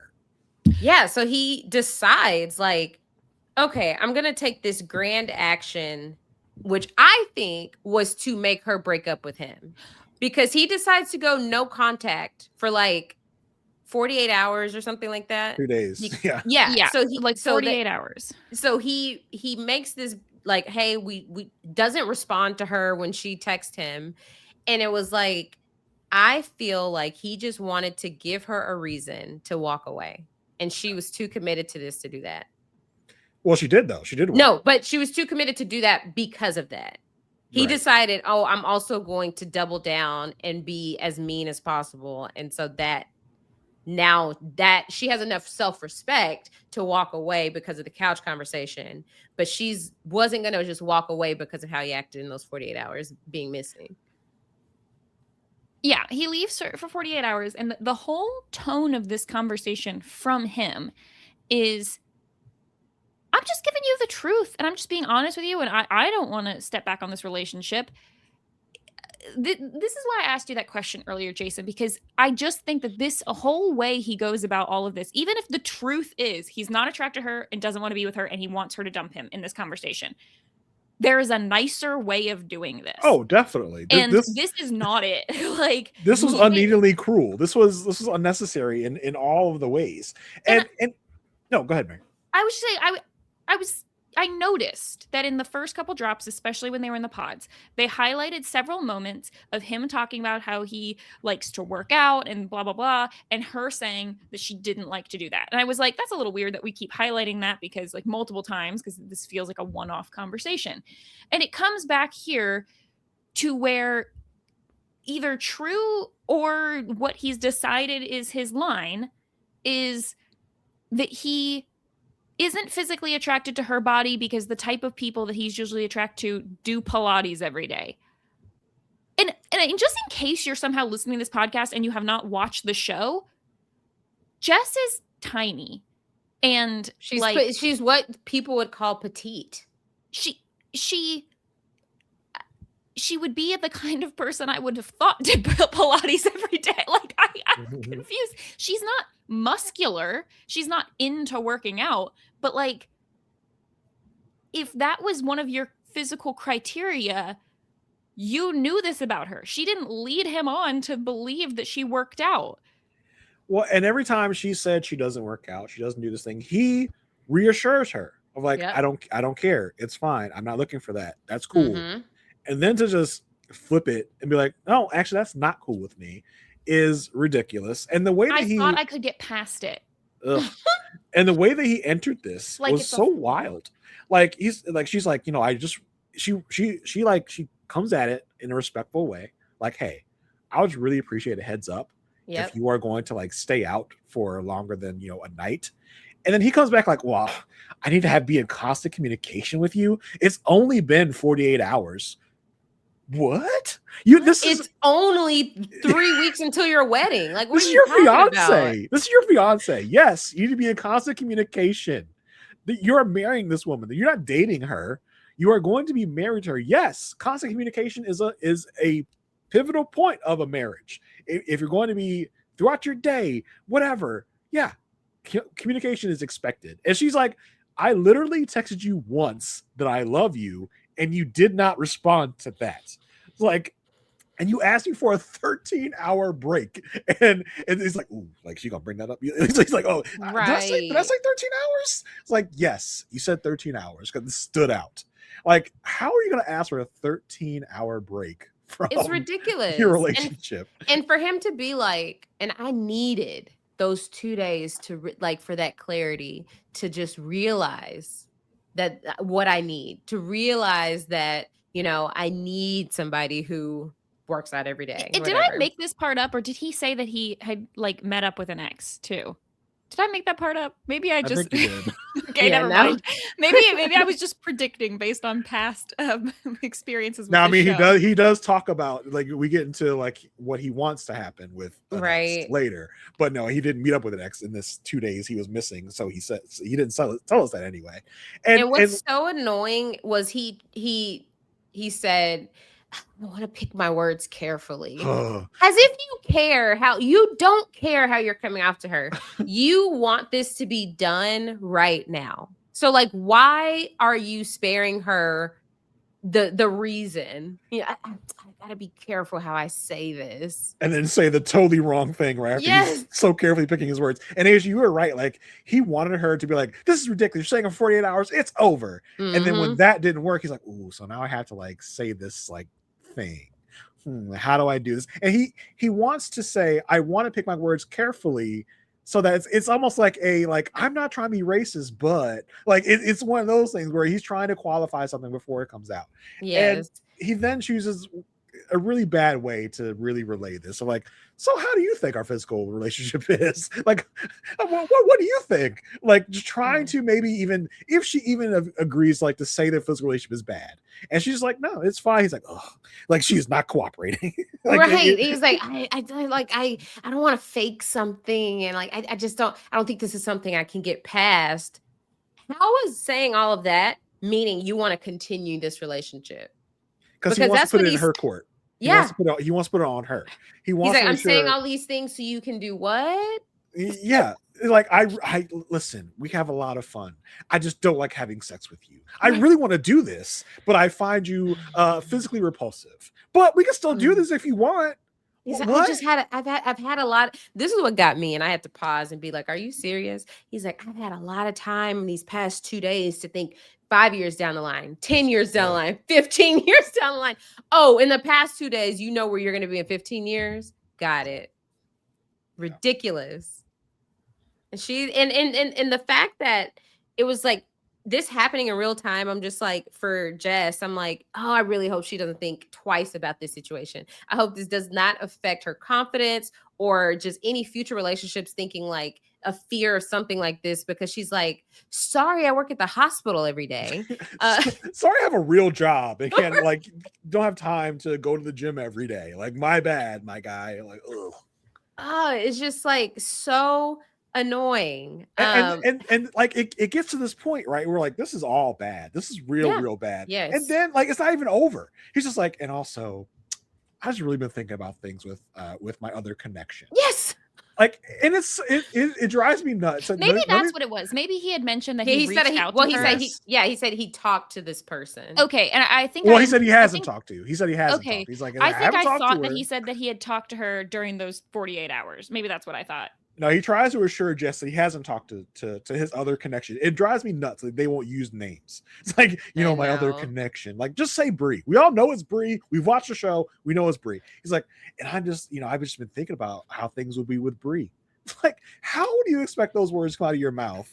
And then Bree, who is in a relationship. Yeah. And what's wild to me is that, like, when we saw this perspective about his relationship with Bree in Cabo, it seemed like the opposite. Like, Bree wanted to maybe be with him or be friends with him, and he was kind of like, I'm fine, I'm good with Jess. Like, is what it seemed like at that point in time. It was just an act, because he says it at the party. Like, when I saw her, immediately I was like, that's the person I would go for. That's the type of person I would propose to. She's so hot. So he thought that as soon as he saw her. And then the way that, like, for him to end their interaction with this confessional saying, like, she says she doesn't want to be with me, and if that's how she feels, then so be it. Do you realize what you just said? I mean, he really said, like, because he said multiple times, like, I still want to see this through. I'm still here. And I'm like, so what you're saying is you still want to be on TV. Mm-hmm. Who on earth would hear what you just had to say and stay? Like, what self-respecting person would be like, well, I think we can get past all of this laundry list of things. This, you're not attracted to me. You're still thinking about your ex. Of like, how's any of that? He's like, I wanted to be able to say how I was feeling without her making me feel like I was the bad person. You are the bad person. But I guess I'm the bad guy. You are. Yes, you are the bad guy. I said I wanted to see it through. People need to understand there is a big difference between being honest and truthful and saying your feelings and being mean. Yeah. You don't need to do that. Exactly. Yeah, and like poor Jess, she's like, this is a surprise. This is hard to hear. He's like, I knew it would be. I knew it would be. I knew it. Oh my god. Because you're so in love with me. I feel sad. And he's like, why do you feel sad? Because of all the crap you just told me? Yeah, he can't believe that she's having this reaction of like, oh, really? Like you're acting like this? Oh my gosh. When I do think deep down, he's like, yes, fine, yes, she's gonna break it off. Yes, please, please, please. And like, It's textbook gaslighting. He's yeah, trying to make her feel crazy for thinking how she feels is accurate and valid, and he just wants her to think that, oh, you're the one making the decision. I'm not at fault. I was just being honest, and I told you I wanted to see this through. I'm just being honest about where I'm at, like with my second person too. I was willing to put the work in, but she wasn't. Like, Yeah, exactly. like, yeah, and like kudos to Jess for being like, listen, like you're saying this whole thing about I don't work out, my body, like I'm never going to be someone that's going to be like a please still love me even though you don't find me attractive. Like that's not what I'm here for. I was like, yes, Dude. yes, Maybe he thought that she was gonna. It's like, this is a 38-year-old woman with a giant brick house. Like, what are we doing? I think I don't know what I think either. I don't know if she could have said something that was what he was looking for. I almost thought, I was like, and maybe we could just have like an open relationship. I can. Yeah, like what was he looking for? Yeah, I can. Does he want a commitment to working out every day from her? Like, what does he want with this? Like, I don't know. Did he want her to say like, "Oh, I completely understand, no worries. Yeah, shoot your shot with Brie"? I think that's what he wanted. Yeah, like I'm okay with you going to meet your needs elsewhere if that's what. Yeah, you explore need. what you need with Brie. I'll be right here. Yeah, like I feel like that's the only thing that could have made him like be like, oh, okay, this actually would work. But luckily, Jess is a sane person and it's just like, I'm not doing she this said, with you I anymore. love my life and I want to be with somebody who just makes it better. Like, yeah, I just legitimately do not understand. I know there are people who talk like this and act like this. I don't understand doing it on TV. Yeah. I don't get it. It's a whole new world. It's Ohio. Is he just like wanting to be on House of Villains or something? Like what? I mean, this was a abrupt heel turn. This was it's one of the worst turns you've ever seen in Love Is Blind history. And I think he might be one of the biggest Love Is Blind villains ever. And that's saying a lot. That's what I was saying at the beginning. That like we haven't even gotten to the worst part yet. Right. Yes. Yeah. But the other worst. I don't know if you think this is the worst. This is like the second to worst part, or third to worst part. I'll tell you, the worst part I think involves Connor. That's the worst part. Okay, so it's this next like scene we have because it's what he says about this scene later. But yeah. Chris and Connor meet up. And Connor is being a good bro, and it's like, hey, he gets a text from Chris, and he's like, oh, we're good friends to our good friends. This Connor is a little sweetie pie. Nothing bad come out about Connor. I need to have someone to root for. But Connor is just like, I'm dealing with my kind of mean girlfriend or whatever fiance, but I'm a good friend to my boy Chris. Meanwhile, Chris is like, I hate Connor. I'm trying to steal his woman. And they meet up and Connor's trying to be a bro and he's like, hey man, like just would you try like writing down Connor thinks that Jessica has dumped Chris. Because that's what Chris is making this look like. Chris is like, just the physical's not there. She said she couldn't do it. She just can't go through with this. So I don't know, man. And Connor's like, well, did you try maybe like telling her your feelings? You just try maybe like writing down how you feel about her, maybe getting her back that way. Connor is looking at this like Chris is trying to get her back, and Chris is just like, Chris has no interest. Just like, no, like I don't care. I don't want her. I want your woman. Like it was so bizarre that he is looking Connor straight in the face and just like, yeah, man, thanks for being a bro. Like all the while scheming to get his girl. Mm-hmm. It doesn't diabolical. It doesn't feel real. There are guys out there who want their friend's girl, but they usually like at least feel a little bad and then cheat behind their back. They're not diabolical to their face like this. This is just whatever. Yeah. And Chris is even like, hey, maybe me and Jess get back together. Me, you, Jess, and Brie can double date. Like, damn well you and Jess aren't getting back together. What are you talking about? That was so irritating. And then obviously he shows up to the group hangout drunk already. Because he was just like, he was on 10. He wanted everybody and their mom to know that he did not like their sex life.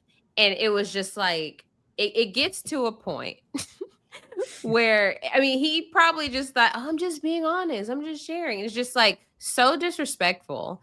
like just to be sharing these. Oh, it's the worst. Da da da da da. Shout He's out just to trying Amber to. for calling him out to his Yes. face. Multiple She times. was so mad about him. Amber's a girl's girl. Oh, for sure. Amber goes, he is too short to be this cocky. It's like, get him. Because literally Chris is standing there being like, you, and talking to Jordan and Amber, being like, you're the only couple I actually like, blah, blah, blah, blah, blah. And Amber's just like, and he's But like, I feel even- like you don't like me. Like, I don't like you. But even to Amber, he's like, everybody's like, Amber's so crazy. Amber's so crazy. But I said, she's perfect for this guy. It's like, oh my gosh. Somebody get him out of here. But it was like, it was so annoying when he went to the bathroom and he was like, oh, Bree is so hot. I'm like, so hot. I wanted to know who he was talking to. He was talking to Alex. They showed it. Was it Alex? I didn't know if it was Alex or Jordan. They did. I rewatched it today. They didn't show that it was Alex. They would like showed that they were like. The captions was Alex. It Alex? said Chris, this, and Alex was like, Alex. Oh, I didn't see that. Okay, on the captions. I literally rewatched it before the podcast because I saw people saying it was Alex. And I was like, I didn't see him walk away with Alex. Those closed captions, they'll get you. Yeah, because I was like, surprise, surprise, it's freaking Alex and Connor and Chris being bros. Yeah. See, I don't know if y'all feel that way, but when I'm taking notes and watching, I can't read captions as well. Like that's way too much going on. I mean, the captions help me with the notes because sometimes I'm one of those old fogies now that can't watch things without captions because I will all of a sudden my hearing will be lost if I don't have captions. I'm like, what they say? What? Yes, don't get me wrong, they are on, but specifically when I take notes, for some reason I can't read, listen, watch, type. It's a lot. You gotta be multifaceted, Aysha. You gotta be multifaceted. Right. But yeah, for some reason, I just lose my understanding of anyone saying anything when the closed captions are off. Yeah, exactly. It's just wom. Yeah, exactly. Why are they mumbling? Yeah. Chris is like holding court with Bree, Ashley, and Priyanka. Side note, Priyanka is a girl who we didn't see, but apparently Alex knew her, but never mentioned anything so that she could like have her own experience. He knew her from Chicago, which we know that one of his exes is from Chicago. They may have dated. But listen, Priyanka, it makes sense because Priyanka was like a Pod Squad all-star. She was one of the people that were like, pepping up all the people that came in from bad dates and all this. Like, why do we keep seeing this woman's name? I was like, we see Priyanka. She lives in the women's quarters because we have not seen her once in a pod. She's always there, and it makes sense because she's going to be very important to the story coming up. And I thought it was funny though when we found out. Alice goes, "Is that Priyanka? Is that her? Is that who is that? I don't know who that is. Who is that?" He goes, "Is that Pri?" Yeah. For someone that doesn't know this person, you sure is using her short name. They're real familiar. Yeah. Is that my girl Pri? I mean, total stranger Priyanka. I think that's Priyanka. Is that how you say her name? Priyanka? Yeah. Ridiculous. This is where I think Chris was at his worst, honestly. It for me, I mean, everything is bad, but like for me, when he's telling Bree, like we've had people hint about this. We've had once or twice where people like really go hard on this, and he literally tells her, like, don't be with Connor, be with me. But for me, the worst part, because I'm like, if you're gonna be a scumball to your girl, that's one thing. But it's the fact that he was like, basically, like, I'm not friends with Connor. I don't care about him. He just thinks I'm friends. It's like, what is he gonna do? Beat me up? You are telling a girl that you're trying to hit on that you're not a good friend. She already knows that you're not nice to your previous relationship. Maybe some people can let that slide because he's like, you could sort of be like, well, he just really wanted to be with me, blah, blah, blah, blah, blah, right? But he's also not a good friend to your current fiance. And Chris, this is the one where I'm just like, he's like, Connor's so submissive. You need a dominant man. You need a dominant man who can come and talk to your father and all this. And I'm just like, Chris, I think you think you're someone you're not. You're right. He's like, I can show you things. I can show you things you haven't seen before. Well, that's what he told her in the pods. Like, I can help you do things that you never knew you could do. Like, ew, gross. Did I make this part up, or did he say that while the sex with Jess was bad, that he was giving her some of Oh, his No, best he work? said he likes to give He's a good the giver. best. Yeah, he's a Yes. great giver. He was like, How would 'cause you she was like, know? How right, would you because know? Bree was like, "Oh, are you looking for the best sex of your life?" He's like, "Well, I like to give the best." Oh, I really want to hear what Jess has to say What? about that. Let Jess tell it. I'm very curious about what she has to say because I have a feeling things ain't as great as Chris would pretend them to be. But oh man, like this, the audacity, the gall to shoot your shot. He literally is shooting his shot right now. Steps away from Connor. Steps away from Connor at Bree. And Bree, I'm gonna take you to task too. And because loudly and drunkenly. She entertained this She entertained way too long. now She they shouldn't. I'm personally, I don't think her, Ashley, or Priyanka should have even been listening to him, other than No. unless they instantly left and was like, that guy, get a load of that guy. I don't think this is not the, oh, we should hear his side too. No. at least No. Ashley and Priyanka were kind of laughing at him to his face. Yeah. Bree was just like, no, I get it. Like, I get both your sides. I really do. She's There's like both sides. She's to like this. butting in, trying to like further explain what he's trying to say. Like, Mhm. And I understand the concept of like, it would make more sense if he broke up with her in the pods, but like, I understand the thing of like, there's this guy I really like, and oh look, he even dumped his other girl for me, and he's like coming on to me, and he's being direct. Like, I can understand where some people might feel like flattered by that, I guess, at the very least, but he is telling you all of these massive red flags about him right here and now. Yeah, I don't know how he ever gets any women to be with him. It's wild, and he says so much wild stuff. We can't even name them all here. But he's constantly telling people how awful the sex was. He's like, there was just no sexual attraction. We were naked. There were no pheromones. It just wasn't for me. It's like, I love that ugh. he says, I don't give a flying F so many times. And then So you hear many someone times. else say, I don't Connor. know who it was it Connor? Who's like, Connor. he's literally said that 5 times tonight. Yeah. Also, the thing I will say about Brie, because again, maybe we're just getting this edit weird, but Yeah. she does say that like when he friended her and messaged her, that like she showed Connor and they talked about it. I don't know. So we did get in the preview her on the couch with Connor, and Connor trying to look at her phone, and she's taking her phone away, and I'm like, okay, we haven't seen that scene yet. Yeah. Right. So here's the thing, right? Like you're right, Mary. It could be editing. We could come back in episode 10 and she could be like, listen up. I am in love with Connor. Connor loves me. You are a weird sycophant psychopath. Get away from me. I never want to speak to you again. But the fact that we do see that she's still getting text messages from him later on down the line, that's unacceptable. After that moment, it should have been a block on all social media, a block on the phones. Like, I'm not like corresponding with you anymore in any way. And because whether or not she's team Jess or not, you just don't want to be team Chris on this. Like, right. Yeah, exactly. And like that, it's unacceptable to accept any other communication from this man after he did this he's done this. He did what he did to Jess. He's doing now what he's doing to Connor, of like really just trying to be a snake and getting his quote unquote friend's girl. There should be no more communication between those two. And the fact that we do get more communication, I would find unacceptable if I was Bree's fiance. Yeah. I mean, and even if let's say Bree and Connor are together today and they're watching this back, if I'm Connor, I am very uncomfortable with the fact that she allowed this conversation to happen so long, for him to say all of these things about Connor. And she should have, because she should have said, hey, this is my fiance you're talking about. Right. Like, yeah, she does the littlest bits of defensiveness of like, yeah, like I love him. Yeah, he's gonna meet my dad, blah, blah, blah. But and you know that they already know probably. They just probably already told them, yeah, he was talking about you, Bree, in our breakup. And for her to probably know that fact and still be in a one-on-one conversation with him, ridiculous. Is crazy. Yeah, it's and then of course the whole cast is on this social media or like this press junket. And so I'm not even going to say it in case you're avoiding social media, but basically Bree and Jess were in her interview and clips are going around about that. So I'm like, why are they even allowing them to semi-spoil the show so we know which direction it goes? Like, it's so annoying. I hate to Yeah. talk so much about the current season that we're reading so much into it.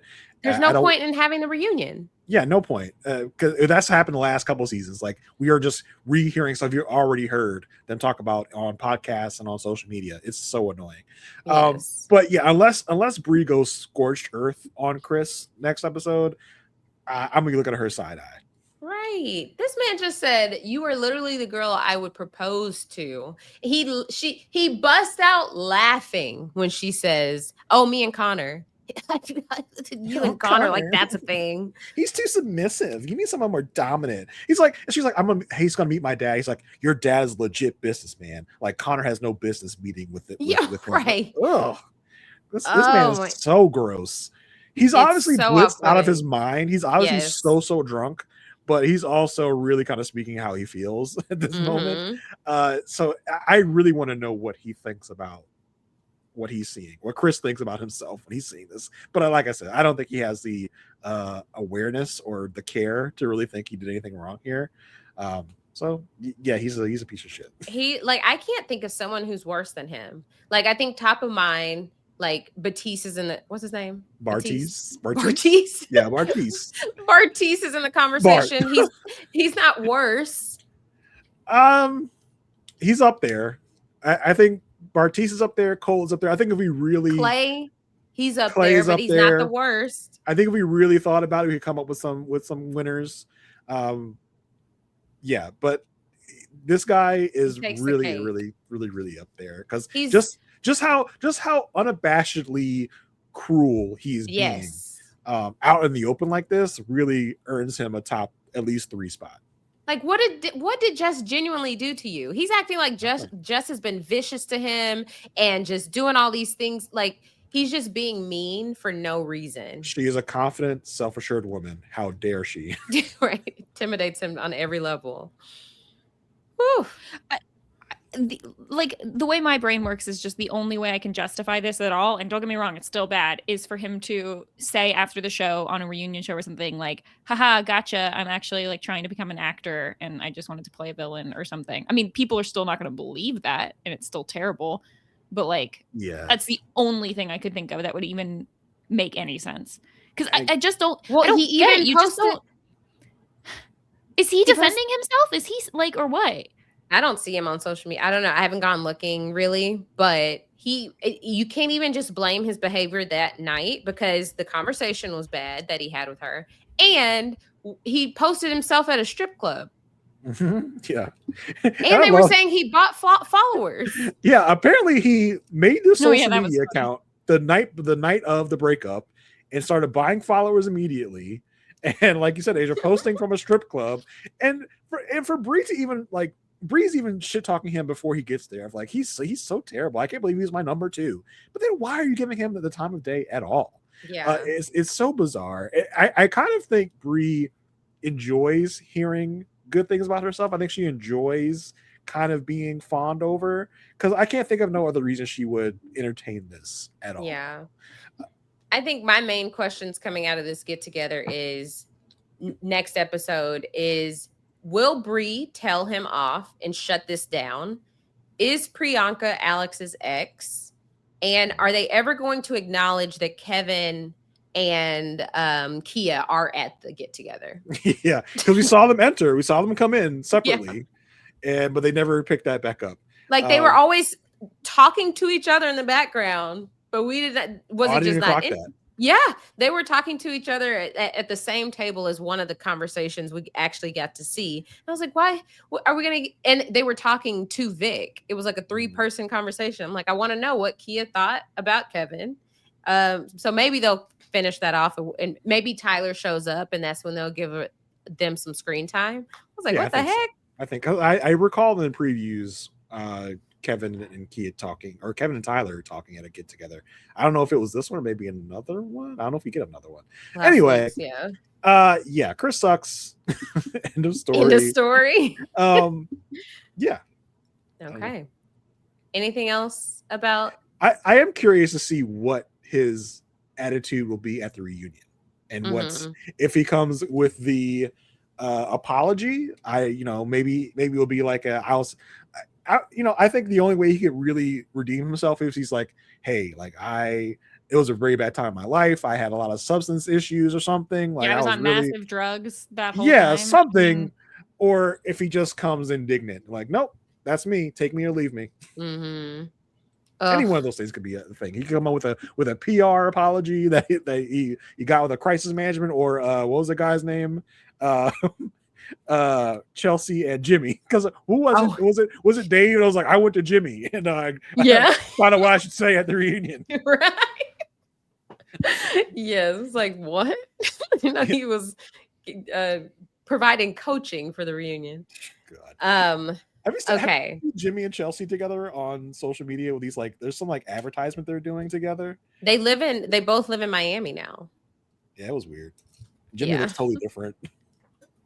Yeah, he does. He got a hair transplant. He looks younger. Mm-hmm. What'd you say, Mary? I made a Megan Fox joke. So we have. What does he look like? Oh wow, he does. Oh, he looks good hair now. Yeah, yeah. Look at that. He looks good. So next week we have episode 10 and 11, and thank God, only 2 episodes. These 3 episode drops are something. Yeah. So 10 and 11 probably going to get the last of them being together, and then maybe like one wedding or something at the end of 11, and then the finale, and then they'll drop the reunion, I guess, at 7:00 Central sometime or something. So yeah, very exciting to see. Yeah, we didn't need to make any predictions for Chris and Jess. I think they're well broken up. Right. I think they're not going to make it to the altar. I think these crazy kids can turn it around. I think what I'm predicting here is that I think the 2 couples are going to break up before the altar. And I think that's going to be Mike and Emma and Vontae and Brittany. Okay. Yeah, I have all our predictions written down. So great. I don't know if that was what I said before, but that's what I'm saying now. Yeah, we'll see. All right. Thank y'all so much for sticking with us. Make sure you subscribe to the Love at First Sight feed and the RHAP YouTube channel. Mary, what are you up to? Where can people find you? You can follow me everywhere at Frail Mary. Check out my coverage here on RHAP talking about Extracted with Chappelle. It's good times. Jason, where can everyone follow you? Yeah, of course you can find, as we mentioned a few times in this podcast, you can find me and Asia over on our Patreon, Perfect Match. We are talking about Married at First Sight. We've already got a lot of completed seasons done. We got season 1, season 11. We are currently working on season 10 of Married at First Sight. You can, on our most recent podcast, you can hear Asia have the realization real time that we're talking about Married at First Sight season 10 and Love Is Blind season 10 at the same time. It was quite magnificent to see how her brain just popped in that moment. Wait a second. I genuinely did not register to me until I was saying it during the podcast. And we did go on a nice rant on Patreon this week about just a terrible trend of men, because we got terrible men in Married at First Sight season 10 and terrible men on Love Is Blind season 10. So we have a lot of fun over on Patreon. So check us out if you can. We'd love to have you over here. Also, you can check me out on The Good Pod, where me and Marissa Garza talk about the show The Good Wife. We're doing a rewatch of that, and Elsbeth in its current season, coming back from hiatus from the Olympics pretty shortly. I think next week we also talk about that show as well over on The Good Pod. Come join us. And y'all can follow me on all social media at Asia Like Asia. That's AYSHA like ASIA. And yeah, Jason said my plugs. You can find me over on The Good Pod. Just kidding. You're welcome anytime. You're welcome anytime. I wouldn't know what I was talking about. Now you're part of the fun. Yeah, I guess. Just dump you in on a random episode. That's like when I went on the wrestling RHAP up. Clueless. Sure. We were there together. We had no idea what we were talking about. Exactly. So thank you all so much for sticking with us, and we will be back next week to talk about the next couple of episodes. Bye.